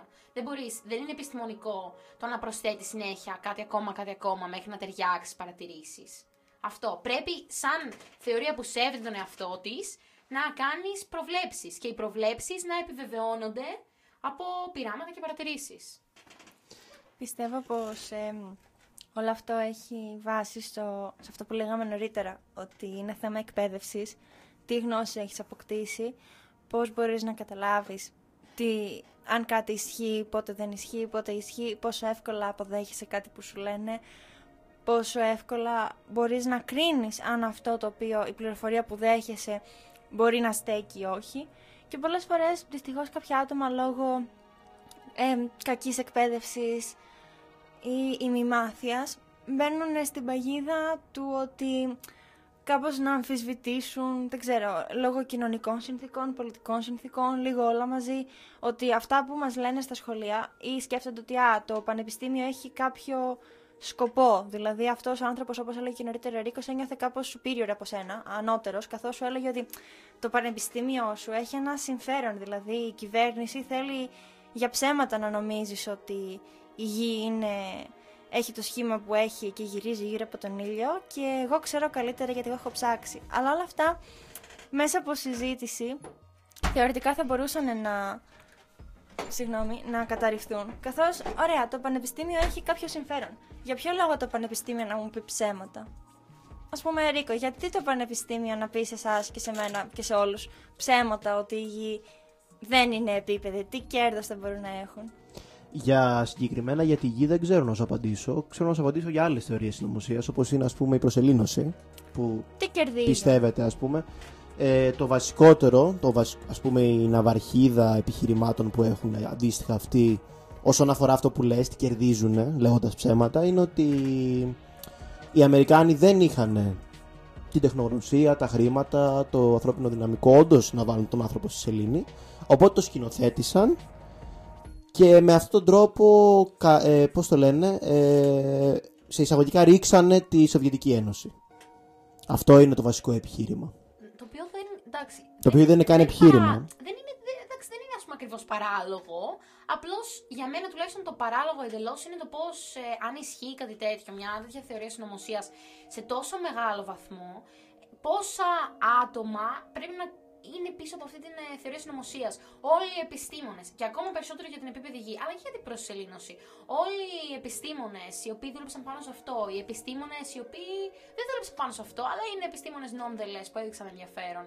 Όλοι όσοι συμμετείχαν με οποιονδήποτε τρόπο στο project ή οποιοδήποτε τέλος πάντων έχει την αντίθετη άποψη, βρίσκονται όλοι μαζί σε μια συμφωνία. Μια συνωμοσία. Και κανένας από αυτούς δεν τολμάει να βγει, να αμφισβητήσει ή να πει ότι όχι, δεν ισχύει αυτό. Και επίσης σε αυτή τη συνωμοσία βρίσκονται και οι συγγενείς τους. Ναι, και άτομα με συγκρούμενα συμφέροντα. Δηλαδή διαφορετικές χώρες οι οποίες υποστηρίζουν ότι η γη δεν είναι επίπεδη, που δεν το συμφέρει. Αν για παράδειγμα έλεγε η Αμερική ότι. Τώρα γινόμαστε συνωμοσιολόγοι κι εμείς. Αν έλεγε η Αμερική ότι η γη είναι σφαιρική και στην Κίνα ανακαλύπτανε στη Ρωσία ότι δεν είναι σφαιρική η γη, θα βγαίνανε και θα το ανακοινώνανε με τεράστια περηφάνεια, εννοείται. Δεν θα το κρατούσανε. Δηλαδή αυτή η συγκάλυψη δεν βγάζει νόημα καν το πόσα άτομα πρέπει να είναι πίσω από αυτό και πόσοι με αντικρουόμενα συμφέροντα πρέπει να είναι πίσω από αυτό. Θέλει λίγο κριτική σκέψη αυτό. Και σου λέω τώρα εγώ, ας πούμε, πάλι το ίδιο παράδειγμα το Δράκο, ότι ναι, αλλά αυτοί τώρα, τουλάχιστον σε αυτό το κομμάτι, οι Ρώσοι και οι Κινέζοι και οι Αμερικάνοι έχουν συμφωνήσει, γιατί έτσι θεωρούν και έχουν καταλήξει στο συμπέρασμα ότι έτσι μπορούν να ελέγχουν καλύτερα ο καθένας το δικό του, ας πούμε, πώς το λένε, συμφέρον. Όχι συμφέρον, κόσμο που έχει τέλος πάντων στο κράτος του, δεν μου έχει τώρα λέξη, τον πληθυσμό του τέλος πάντων. Και γι' αυτό και οι Αμερικάνοι και οι Ρώσοι και οι Κινέζοι, οι οποίοι υποθέτουν ότι είναι ανταγωνιστές μεταξύ τους, έχουν καταλήξει το ίδιο συμπέρασμα. Γιατί έτσι έχουν καταλήξει ότι μπορούν να ελέγχουν καλύτερα τον πληθυσμό τους, π.χ.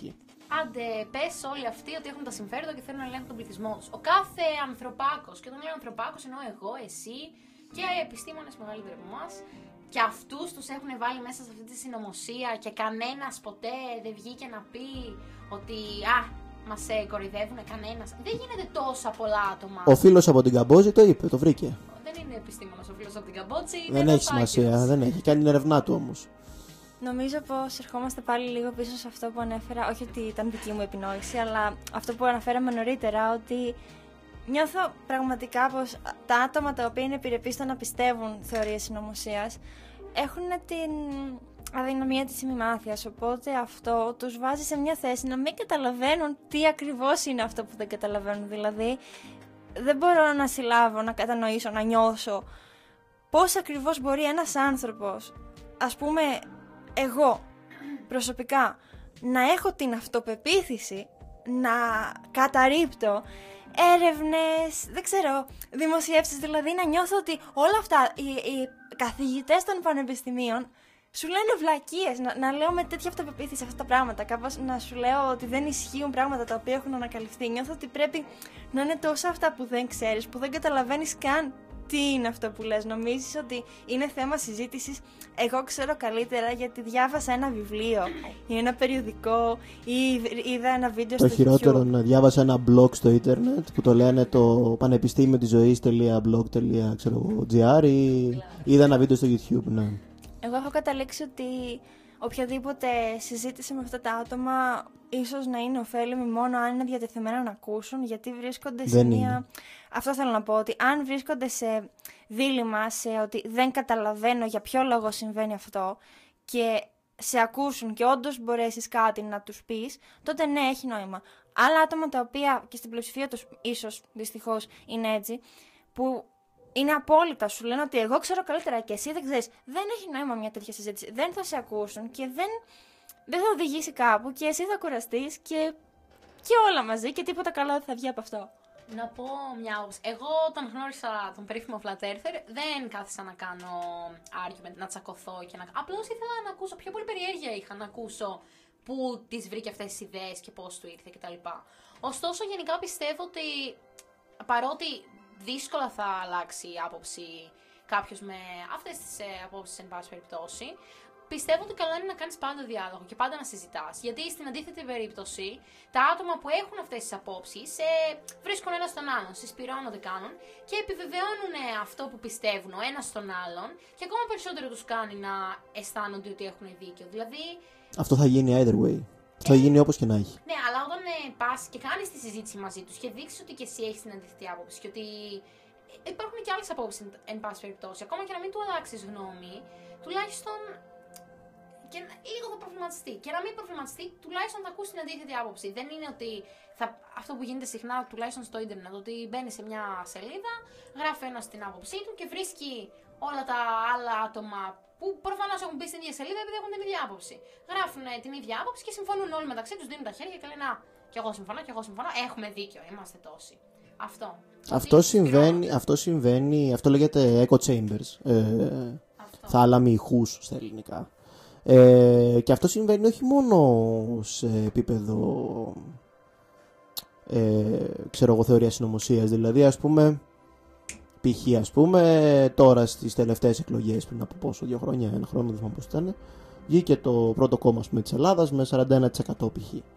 Και λες εσύ, ας πούμε, κάθε σπίτι σου και λες, μα πώς είναι δυνατόν, αφού εμένα όλος ο κύκλος μου και στο Facebook και στο Instagram και ξέρω εγώ στην πραγματικότητα δεν ψηφίζει αυτό το κόμμα, ας πούμε. Πώς είναι δυνατόν να βγήκε με τόσο πολύ? Μήπως κάνανε καμία, ας πούμε, απατεωνιά, μήπως κάνανε, πώς το λένε, στους όρους της ψηφοφορίας, δεν μου έρχεται τώρα λέξη, ξέρω, τέλος πάντων. Μήπως πειράξανε τις ψήφους, ας πούμε. Να, έτσι γεννήθηκε μια θεωρία συνωμοσίας, ας πούμε, κατευθείαν. Γι' αυτό γενικά όλοι αυτοί οι θάλαμοι ηχούς είναι πάρα πολύ επικίνδυνοι. Και γι' αυτό είναι καλό να υπάρχει αυτός ο διάλογος. Ακόμα και αν ξέρεις ότι ο άλλος δεν πρόκειται να αλλάξει γνώμη, γιατί η γη είναι επίπεδη, είναι καλό να κάνεις συζήτηση. Και επίσης, ας πούμε, φαντάζομαι, άμα συναντήσετε ποτέ flat earther, ότι ο άλλος έχει τόσο, αυτοί που πιστεύουν σε τέτοιες θεωρίες συνωμοσίας, τόσο ζήλο να σου αποδείξουν ότι έχεις άδικο, που ό,τι τους πεις, ό,τι επιχείρημα, θα αναγκαστούν να κάνουν περισσότερη έρευνα για να σου αποδείξουν ότι κάνεις λάθος. Και κάποια στιγμή πιστεύω κάποιος μέσα από αυτή την έρευνά του για να σου αποδείξει ότι κάνεις λάθος μπορεί και να ανακαλύψει ότι έχεις δίκιο τελικά. Δεν νομίζω να συμβεί αυτό, γιατί αυτοί οι άνθρωποι, όπως είπαμε και πριν, ζουν μέσα στην προκατάληψη επιβεβαίωσης. Ζούνε μέσα εκεί, δηλαδή. Δεν ξέρω, εγώ το φαντάζομαι σαν να είναι μέσα σε μια μπανιέρα και να είναι παντού αυτή η προκατάληψη, ας πούμε, επιβεβαίωση γύρω τους και αυτοί να κολυμπάνε όλη τη ζωή τους μέσα σε αυτή την μπανιέρα. Οπότε, σε ό,τι διαδικασία έρευνας και να μπουν να κάνουν, δεν πρόκειται ποτέ. Δηλαδή, γιατί θα διαλέγουν μόνο, δηλαδή, θα γράψουν στο Google μπουρου, τους είπες εσύ. Και θα πάνε, ας πούμε, και το μυαλό τους αυτόματα θα απορρίψει όποιο αποτέλεσμα γράφει το αντίθετο από αυτό που έχουν ρωτήσει. Θα επιλέξουν μόνο τα αποτελέσματα τα οποία επιβεβαιώνουν αυτό που πιστεύουν. Και αυτός είναι και ο βασικός λόγος για ποιο λόγο όλες αυτές τις θεωρίες συνωμοσίας είναι. Και βασικά κάποιες από αυτές τις θεωρίες συνωμοσίας είναι και ψευδοεπιστήμες. Στις ψευδοεπιστήμες δεν οδηγεί η θεωρία σου τα δεδομένα και τις πληροφορίες. Τα δεδομένα οδηγούν τη θεωρία σου και το πείραμα οδηγεί τη θεωρία σου. Οπότε είναι πολύ κακό να πηγαίνεις και να διαλέγεις από εδώ και από εκεί στοιχεία τα οποία επιβεβαιώνουν αυτό που πιστεύεις. Πρέπει να γίνει το αντίστροφο. Και το οποίο δεν είναι μόνο κάτι στο οποίο σε εισαγωγικά ζορίζονται οι συνωμοσιολόγοι και σε πολύ καλά papers, ας πούμε, το βλέπουμε και το γράφουν και στο τέλος, ας πούμε, γράφουν biases, ξέρω εγώ, οι επιστήμονες, ας πούμε, οι οποίοι έχουν ασχοληθεί με την έρευνα. Γιατί είναι πάρα πολύ μεγάλο πρόβλημα και πάρα πολύ δύσκολο να το πετάξεις αυτό από πάνω σου. Γι' αυτό χρειάζεται. Διάβαζα ένα άρθρο χθες που έλεγε ακριβώς αυτό το πράγμα. Ότι δεν μπορείς, ενώ είναι το όλο point του bias, ότι δεν μπορείς να το ξεφορτωθείς τελείως. Πάντα θα υπάρχει bias. Απλά καλό είναι να έχεις κριτική σκέψη. Και αυτό είναι πολύ βασικό, αυτό που είπες, Ερίκο, ότι αυτοί που πιστεύουν σε flat earth ξεκινάνε από ένα συμπέρασμα, έχουν αποφασίσει για το συμπέρασμα και προσπαθούν να ταιριάξουν τα δεδομένα στο συμπέρασμα που έχουν ήδη βγάλει. Ενώ πρέπει να συμβαίνει το αντίθετο, να βλέπεις τα δεδομένα και να βγάζεις το συμπέρασμα. Αυτό, άμα κάνεις το αντίθετο, είναι μια καλή ένδειξη ότι κάτι δεν πάει καλά, ότι χρειάζεσαι λίγο παραπάνω κριτική σκέψη. Αυτό. Τέλος πάντων, η μελέτη που έχεις κάνει είναι λάθος. Είναι εσφαλμένη. Απλά πάλι ερχόμαστε πίσω σε αυτό που λέγαμε νωρίτερα, ότι πρέπει να είσαι σε θέση να αντιληφθείς ότι αυτό που έχεις μάθει είναι λάθος και να το αποδομήσεις. Και είναι πάρα πολύ δύσκολο, ειδικά για έναν ενήλικα άνθρωπο, να του λες ότι κάνει λάθος. Μετά μπαίνεις και σε θέματα εγωισμού, του θίγεις αυτή την ψεύτο αυτοπεποίθηση. Κοσμοθεωρία του θίγεις. Ναι, είναι αυτή η φούσκα που είπε Μπανιέρα, εγώ θα την έλεγα φούσκα. Φούσκα. Ναι, είπες για ο κύκλος μου, πώς είναι δυνατόν, αφού ο κύκλος μου δεν είσαι μόνο εσύ και ο κύκλος σου στον κόσμο. Και, πώς να το πω, ξέχασα τι θέλω να πω. Ναι, ξέχασα τι θέλω να πω. Ναι, δεν ξέρω τι εγώ ακριβώς θες να πεις. Αλλά, ναι, βασικά αυτό που είπε ο Ρίκος και αυτό που είπε η Ελένη, νιώθω ότι εγώ είμαι κάπου στη μέση. Ας πούμε, πρόσφατα συνάντησα έναν άνθρωπο ο οποίος μου είπε πιστεύει στους δεινόσαυρους. Τον έφερα ότι εργάζομαι στο Μουσείο Φυσικής Ιστορίας και μου λέει και δεινόσαυρους εκεί και του λέω έχει. Ψεύτικους. Και μου λέει πιστεύεις στους δεινόσαυρους, πιστεύεις ότι υπήρχαν? Και του λέω τι εννοείς? Και μου λέει εγώ δεν πιστεύω ότι υπήρχαν. Και όντως το άκουσα αυτό.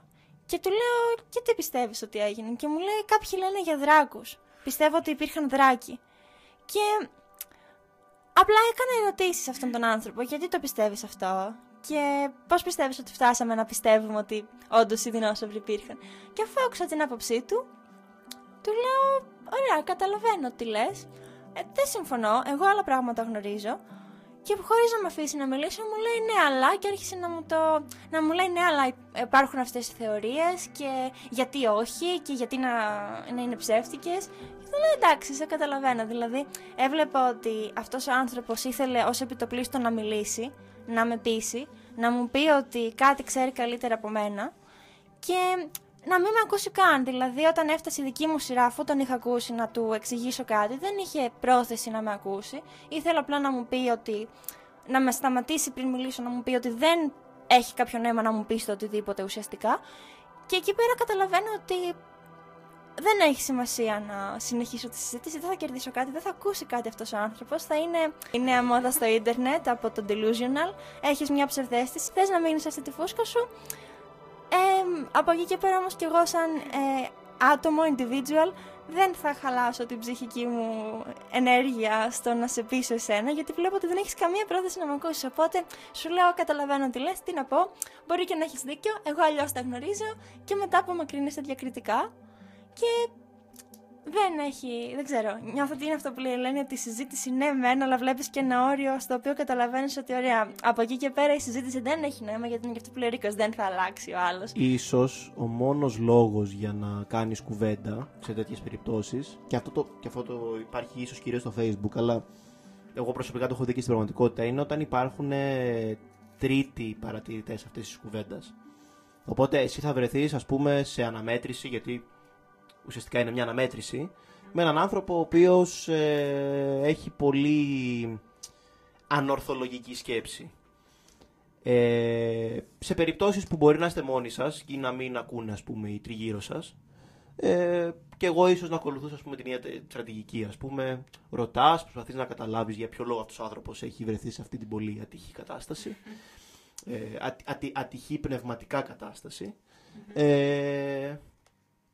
Ίσως εκφράσεις κάποια, ας πούμε, αντίθεση σε αυτά που λέει, και αν δεις ότι απλά σε διακόπτει και απλά ρίχνει, ας πούμε, βομβαρδίζει τη συζήτηση με ό,τι έχει ακούσει από και εγώ δεν ξέρω τι πηγές, λες οκ, όπως θέλετε, και φεύγεις, ας πούμε. Νομίζω μια καλή τακτική γενικότερα, αν γνωρίσεις κάποιον συνωμοσιολόγο, έναν theorist τέλος πάντων, είναι να τους κάνεις out-conspire. Άμα σου πει δεν έχουμε πατήσει το φεγγάρι. Τι? Πιστεύεις στο φεγγάρι? Ναι, αυτό θα μπορούσε να είναι κάτι έτσι ενδιαφέρον. Ίσως, ας πούμε, κάτι λίγο πιο έτσι χρήσιμο να ήταν όταν έχεις τρίτα άτομα να μπεις σε ευθέως αντιπαράθεση. Δηλαδή, λες κάτι, μπαμ, κατευθείαν, κατάρριψη. Και να μην δείξεις κανένα έλεος, δηλαδή. Και ας καταλήξει ζήτηση όπου και καταλήξει, δεν έχει σημασία. Το θέμα είναι να προσπαθήσεις όχι να πείσεις αυτόν με τον οποίο εσύ διαλέγεσαι ή συζητάς ή έχεις αντίλογο, να προσπαθήσεις να εμφανίσεις τα επιχειρήματά σου πιο ορθά να τα αιτιολογήσεις πιο ορθά από ότι αυτός, ώστε αυτοί που είναι, όπως λέμε και στα αγγλικά, on the fence, που δεν έχουν καταλήξει σε κάποια από τις δύο απόψεις, ας πούμε, να διαλέξουν το σωστό δρόμο, τη σωστή, ας πούμε, άποψη. Συμφωνώ σε αυτό. Όπως τις προάλλες που μια γυναίκα μας έκανε την ερώτηση σε ένα συνέδριο για την αστροβιολογία, αν υπάρχει ζωή σε άλλους πλανήτες, και μετά το πήγε λίγο στους εξωγήινους και σε αυτά που έχουν αναφερθεί. Προφανώς, αν ο άλλος άνθρωπος έχει την πρόθεση, σου λέει εγώ έχω ακούσει αυτό, ισχύει. Αν είναι αυτό το on the fence, δηλαδή μεταξύ τι ισχύει, τι όχι και δεν καταλαβαίνει, και όντως βλέπεις ότι έχει την πρόθεση να ακούσει, να σκεφτεί, εκεί πέρα ναι, έχει όντως σημασία να του πεις αυτό που γνωρίζεις και να αναφέρεις και μέχρι εκεί που γνωρίζεις. Δηλαδή, εξωγήινοι δεν γνωρίζουμε αν υπάρχουν, ούτε αν ναι, ούτε αν όχι, δεν έχει επιβεβαιωθεί αν δεν υπάρχουν, αλλά οι μαρτυρίες για υπτάμενους δίσκους που έχουν αναφερθεί δεν είναι αληθινές. Είναι η απάντηση σε αυτή την ερώτηση, αλλά κυρίως ήθελα να εστιάσω αυτό, στο ότι κάνει συζήτηση όταν ο άλλος είναι διατεθειμένος να ακούσει, γιατί σε οποιοδήποτε θέμα στη ζωή, πιστεύω, αν άλλος δεν είναι διατεθειμένος να σε ακούσει, δεν έχει νόημα να κάνεις και αυτή τη συζήτηση. Κάτι που ήθελα να προσθέσω πριν και το ξέχασα ήταν ότι νιώθω ότι απλά πολλοί κόσμος δεν καταλαβαίνει που είναι θέμα άποψης και που είναι θέμα γεγονότων. Δηλαδή, το αν θα συζητάμε αν στον καφέ ταιριάζει γάλα ή ζάχαρη είναι όντως η άποψή σου. Και ο Ερίκος μπορεί να πίνει καφέ σκέτο και εγώ μπορεί να πίνω καφέ με γάλα και ζάχαρη σαν να είναι γαλακτομπούρεκο. Και αυτό είναι θέμα προτίμησης. Ή να είδες την Barbie και να πεις ότι ήταν χάλια ταινία, και εμένα να μου άρεσε πάρα πολύ η Barbie. Και πάλι θέμα άποψης είναι. Η ταινία είναι αυτή που είναι και μας αρέσει ή δεν μας αρέσει για τους δικούς μας λόγους. Το αν υπάρχουν δεινόσαυροι, αν πατήσαμε στη σελήνη, αν η γη είναι επίπεδη, αν οι εξωγήινοι, οι κυπτάμενοι δίσκοι ήταν αληθινοί, αυτά δεν είναι θέμα τι πιστεύω εγώ, τι πιστεύεις εσύ. Είναι θέμα τι έχει αποδεχθεί και τι όχι.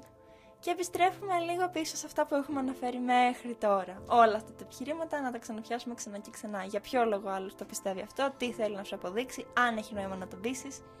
Αυτό.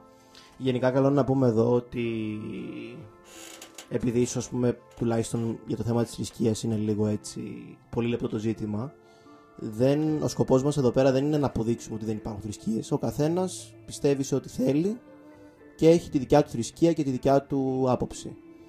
Εμείς λέμε προσωπικά την άποψή μας, όχι τη θρησκεία. Εγώ, ας πούμε, προσωπικά είμαι άθεος. Δεν πιστεύω. Φαντάζομαι και τα κορίτσια εδώ πέρα το ίδιο, από ό,τι μου έχουν πει και από ό,τι ξέρω. Αλλά ο κάθε άνθρωπος έχει το δικαίωμα να πιστεύει σε ό,τι αγαπάει και σε ό,τι τον κάνει ευτυχισμένο και θεωρεί ότι του φτιάνει τη μέρα του και τη ζωή του. Ναι, αλλά δεν μιλάγαμε για θρησκεία τώρα, μιλάγαμε για πράγματα. Ναι, απλά επειδή έγινε ένα σχόλιο στο Discord ή κάπου αλλού, δεν ξέρω. Οπότε είπα να το. Ναι, προφανώς. Δηλαδή, αυτό που συζητάμε και που το σχολιάσαμε και πριν είναι ότι άλλο πράγμα η πίστη, και κανένας από εμάς δεν έχει πρόβλημα με την πίστη γενικότερα. Αυτό με το οποίο που συζητάμε τέλος πάντων είναι για τις ψευδοεπιστήμες.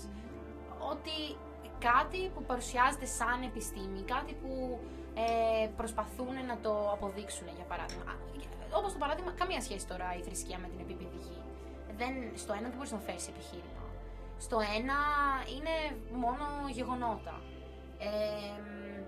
Ναι, επίσης ήθελα να σχολιάσω ότι αυτοί που πιστεύουν στην επίπεδη γη, αυτό δεν το γνώριζα, το διάβασα χθες, ότι θεωρούν, πώς προσπαθούν να εξηγήσουν τα time zones, την αλλαγή ώρας. Ναι, ότι ο ήλιος είναι πολύ μικρότερος από τη γη και ότι η κίνηση που εκτελεί είναι μια τελείως... δεν υπάρχει κάποια συμμετρία ουσιαστικά, δεν βγάζει νόημα, ίσα-ίσα για να εξηγούνται κάποια δεδομένα. Απλά για να ταιριάζει στην κοσμοθεωρία του, για να ταιριάξει στη θεωρία του αυτό. Και ότι ο ήλιος είναι πολύ μικρότερος από την γη. Αυτό. Και ότι υπάρχουν και συγκρούσεις μεταξύ των ίδιων των θεωριών τους. Δηλαδή, για να ταιριάξουν κάποιες θεωρίες τους, για παράδειγμα, για να ισχύει αυτό για τον ήλιο, λένε ότι ο ήλιος βρίσκεται πιο έξω από σαν ένα ημισφαίριο, ας πούμε. Την ουράνια σφαίρα, ας πούμε. Την ουράνια σφαίρα, ναι, της γης. Αλλά για άλλη θεωρία. Και φωτίζει σαν φακός πάνω στη γη, γι' αυτό άλλο έχουμε μέρα, άλλο έχουμε νύχτα. Αλλά ό,τι να είναι πραγματικά. Σε άλλη θεωρία τους, που για να εξηγήσουν τα tides, πώς λέγονται τα tides. Παλήριες. Τις παλήριες. Λένε ότι ο ήλιος πρέπει να βρίσκεται μέσα σε αυτή την σφαίρα. Οπότε δεν υπάρχει αυτό που είπαμε πριν, το consensus. Δεν συμφωνούν ούτε μεταξύ τους και προσαρμόζουν τη θεωρία τους για να ταιριάξει στα δεδομένα, ας πούμε. Αυτό, για να μπορέσουν να εξηγήσουν. Ναι, οπότε άλλο ένα γεγονός που δείχνει ότι η γη είναι σφαιρική είναι η ύπαρξη των time zones, ότι εδώ είναι μέρα, στην άλλη πλευρά είναι νύχτα. Ή το γεγονός ότι βλέπουμε διαφορετικούς αστερισμούς και ότι βλέπουμε, για παράδειγμα στην Αυστραλία, βλέπουν τον Ορίωνα ανάποδα από ό,τι τον βλέπουμε εμείς. Και το γαλαξία. Ναι, πράγματα που δεν μπορούν να εξηγηθούν με την επίπεδη γη. Αυτό. Έχω και άλλα τέτοια, δεν ξέρω αν θέλετε να κάνετε κάποιο σχόλιο. Και ότι και οι εποχές, ακόμα και οι ίδιες οι εποχές είναι απόδειξη της. Τώρα δεν ξέρω πώς οι επιπαιδιστές τις εξηγούν τις εποχές, αλλά. Κάποια γεγονότα που απλά επιλέγουν να μην τα εξηγήσουν. Γιατί δεν έχουν κάποια εξήγηση, δεν έχουν κάποιο σχόλιο. Για παράδειγμα, για τις σεληνιακές εκλήψεις δεν έχουν κανένα απολύτως σχόλιο, από όσο ξέρω εγώ τουλάχιστον. Γιατί στην σεληνιακή έκλειψη βλέπουμε τη σκιά της γης πάνω στην σελήνη ότι έχει curvature, ότι έχει. Σου λένε είναι δίσκη. Ναι. Είχα δει ένα meme που έλεγε ότι ας πούμε απλά ήταν σαν ας πούμε ζωγραφιά στην οποία ο ήλιος και το φεγγάρι ήταν απλά δίσκοι και ο ένας έκρυβε τον άλλον, ας πούμε, δεν ήταν σφαίρες. Εντάξει, άμα προσπαθήσεις πολύ έντονα κάτι θα βρεις. Απλά το θέμα γενικότερα στην επιστήμη, λέω εγώ τώρα σαν και καλά επιστήμονας, γενικότερα στην επιστήμη είναι να βρεις όσο γίνεται μια κομψή και απλή θεωρία που να εξηγεί ότι όσο γίνεται απλούστερη, δηλαδή όσο περισσότερες λεπτομέρειες και μικρές αλλαγές πρέπει να ναι, κάνεις από το ένα τέτοιο στο άλλο, ναι, σημαίνει ότι κάτι κάνεις λάθος, ας πούμε. Ναι, στέκει η θεωρία σου. Δηλαδή, αν έχεις μια απλή θεωρία και δεν προσπαθείς να τα βολέψεις όλα για να ταιριάξουν, έχεις μεγαλύτερη πιθανότητα να έχεις Και αυτό το πρόβλημα υπάρχει και τώρα στην επιστήμη, που έχουμε, ας πούμε, τη γενική θεωρία της ειδικότητας και απ' την άλλη έχουμε την κοντομηχανική, που είναι δύο, ας πούμε, θεωρίες οι οποίες φαινομενικά, βασικά για την ώρα, δεν έχουν κάποια κοινά χαρακτηριστικά και προσπαθεί γενικότερα ο κόσμος ο οποίος ασχολείται με αυτόν τον κλάδο της φυσικής να βρει μια θεωρία η οποία να μπορεί να κάνει, να τις βάλει μαζί. Μια, ας πούμε, εκβαντική θεωρία της βαρύτητας, τι λέμε, ξέρω εγώ. Ναι. Για να μην σχολιάσουμε ότι κάποιος τώρα, ας πούμε, μπορούμε να παρατηρήσουμε τους άλλους πλανήτες και δεν αναρωτηθήκαμε για ποιο λόγο όλοι οι υπόλοιποι πλανήτες που παρατηρούμε είναι σφαιρικοί. Είναι σφαιρική και η γη είναι επίπεδη, ας πούμε. Ναι. Η γη είναι επίπεδη. Ακόμα δηλαδή και το φεγγάρι που λέμε ότι βλέπουμε μόνο τη μια μεριά του φεγγαριού και whatever. Στην πραγματικότητα δεν βλέπουμε μόνο τη μια μεριά του φεγγαριού. Δηλαδή, άμα βγάλεις το φεγγάρι φωτογραφία αρκετές φορές, ας πούμε, θα δεις ότι υπάρχει σαν κάπως να. Wobble, δεν μου έρχεται η ελληνική λέξη. Σαν κάπως να ταλαντώνεται, ας πούμε. Οπότε ουσιαστικά βλέπεις περίπου το 59% της επιφάνειας του φεγγαριού. Οπότε βλέπεις και λίγο από πίσω, ας πούμε, σε κάποιες φάσεις. Οπότε και το φεγγάρι προφανώς δεν είναι ούτε αυτό, ας πούμε, δίσκος. Οπότε πώς γίνεται μόνο η γη δίσκος. Μόνο η γη. Έτσι είναι η επιστήμη. Όλα τα υπόλοιπα συμμετρικά και η γη μόνη της. Συν ένα άλλο ενδιαφέρον πείραμα που νομίζω μπορεί οποιοδήποτε περπατάει πολύ να το τεστάρει. Αν ξεκινήσουμε από ένα σημείο και περπατήσουμε, για παράδειγμα, 10.000 χιλιόμετρα και κάνουμε μία στροφή 90 μοιρών, περπατήσουμε άλλα 10.000 χιλιόμετρα, άλλη μία στροφή 90 μοιρών και άλλα 10.000 χιλιόμετρα, θα καταλήξουμε στο ίδιο σημείο. Δηλαδή, δημιουργούμε ένα τρίγωνο με στροφές 90 μοιρών, το οποίο, για όσους ξέρουν γεωμετρία, δεν είναι δυνατόν σε επίπεδη επιφάνεια. Σε επίπεδη επιφάνεια, κάθε τρίγωνο, το άθροισμα των γωνιών του είναι 180 μοίρες. Δεν γίνεται να έχεις 3,90 μοίρες γωνίες. Οπότε και αυτό αποδεικνύει ότι είναι ένδειξη ότι η γη είναι σφαιρική, ότι δεν μπορεί να είναι επίπεδη. Ναι. Νομίζω φτάνουμε κάπου εδώ στο τέλος της εκπομπής. Εκτός και αν θέλεις να προσθέσεις κάτι εσύ, Φέη. Νομίζω με καλύψατε. Τα μόνα που δεν αναφέραμε, αλλά ήταν για πολύ νωρίτερα, ήταν τα ιστορικά, τα οποία νομίζω με το τέλος της Ελένης δεν χρειάζεται. Αλλά τίποτα, ουσιαστικά αυτό, ότι στο παρελθόν ο κόσμος βασιζόμενο στο γεωκεντρικό σύστημα, ότι η γη είναι μια επίπεδη επιφάνεια και από πάνω της όλα τα υπόλοιπα συμβαίνουν και αλλάζουν θέσεις, ο κόσμος έχει αυτή την αντίληψη. Πλέον γνωρίζουμε πολλά χρόνια τώρα ότι αυτό δεν είναι έτσι, ότι γνωρίζουμε τι είναι η γη, τι είναι ο ήλιος, ποιες είναι οι κινήσεις που συμβαίνουν. Υπάρχει κόσμος που εξακολουθεί να διαλέγει να το πιστεύει και δεν ξέρω, νιώθω ότι εγώ σαν προσωπική άποψη έχω ότι αν ο άλλος θέλει πάρα πολύ να πιστεύει κάτι και αυτό για κάποιον λόγο τον κάνει να νιώθει καλύτερα, εγώ μπορεί να διαφωνώ, αλλά στην τελική είναι και δικό του θέμα αν θα το κάνει αυτό. Δεν θα τον πείσω για διαφορετικά, εκτός όπως είπα αν είναι πρόθυμος να κάτσει να ακούσει κάτι διαφορετικό. Και κάπου εκεί κλείνει το θέμα και η συζήτηση και δεν ξέρω οτιδήποτε άλλο. Δηλαδή αν θες να πιστεύεις ότι γίνει επίπεδη, αν θες να πιστεύεις ότι το οροσκόπιό σου σε βοηθάει, good for you, go ahead. Έχεις κάθε λόγο να διαφωνείς και ο καθένας... δικαίωμα βασικά να διαφωνείς. Ναι, κάθε δικαίωμα, έχεις δίκιο. Αυτό βασικά. Δεν ξέρω αν έχουμε να πούμε κάτι άλλο. Κάποιο συμπέρασμα από τον Ερίκο, κάποια final thoughts. Δεν ξέρω, εγώ το μόνο που έχω να πω είναι ότι, όπως το είπαμε αρκετές φορές, η προκατάληψη της επιβεβαίωσης είναι ουσιαστικά η πηγή όλων των κακών όσον αφορά αυτές τις αντιλήψεις, ας πούμε. Οπότε, αν θες να αναζητήσεις κάτι στο ίντερνετ ή να ψάξεις κάτι γενικότερα ή να ρωτήσεις κάποιον, ρώτα όχι την ερώτηση που θα έκανες για να επιβεβαιώσεις αυτό που πιστεύεις, ρώτα την αντίθετη. Δηλαδή, ας πούμε, εγώ άκουσα ένα φίλο μου, ας πούμε, στο σχολείο, είμαι μικρός, είμαι τώρα 14 χρονών, δεν έχω ασχοληθεί ιδιαίτερα με το θέμα και άκουσα ένα φίλο μου να λέει ότι η γη είναι επίπεδη και μου φάνηκε έτσι μια ενδιαφέρουσα αντίληψη και θέλω να μάθω περισσότερα πάνω από αυτό. Όταν θα πάω στο Google να το γκουγκλάρω, ας πούμε, δεν θα γράψω είναι η γη επίπεδη ερωτηματικό, θα γράψω είναι η γη στρογγυλή ή είναι η γη τρίγωνη, κάτι άλλο από αυτό που άκουσα, για να δω αν γράψω, ας πούμε, είναι η γη τρίγωνη και μου βγάλει αποτελέσματα ότι η γη είναι επίπεδη, μάλλον ισχύει ότι η γη είναι επίπεδη. Αν τώρα γράψω κάτι άσχετο από αυτό που άκουσα και μου βγάλει, βασικά, αν γράψω κάτι άλλο από αυτό που άκουσα, ό,τι μου βγάλει θα είναι η αλήθεια. Και τουλάχιστον για την επίπεδη γη, είναι σίγουρο ότι θα σου βγάλει τα περισσότερα αποτελέσματα, θα λένε ότι η γη είναι στρογγυλή, ότι είναι σφαίρα. Και πάντα να κάνεις έρευνα, μην εμπιστεύεσαι σε κάθε πηγή ό,τι βλέπεις.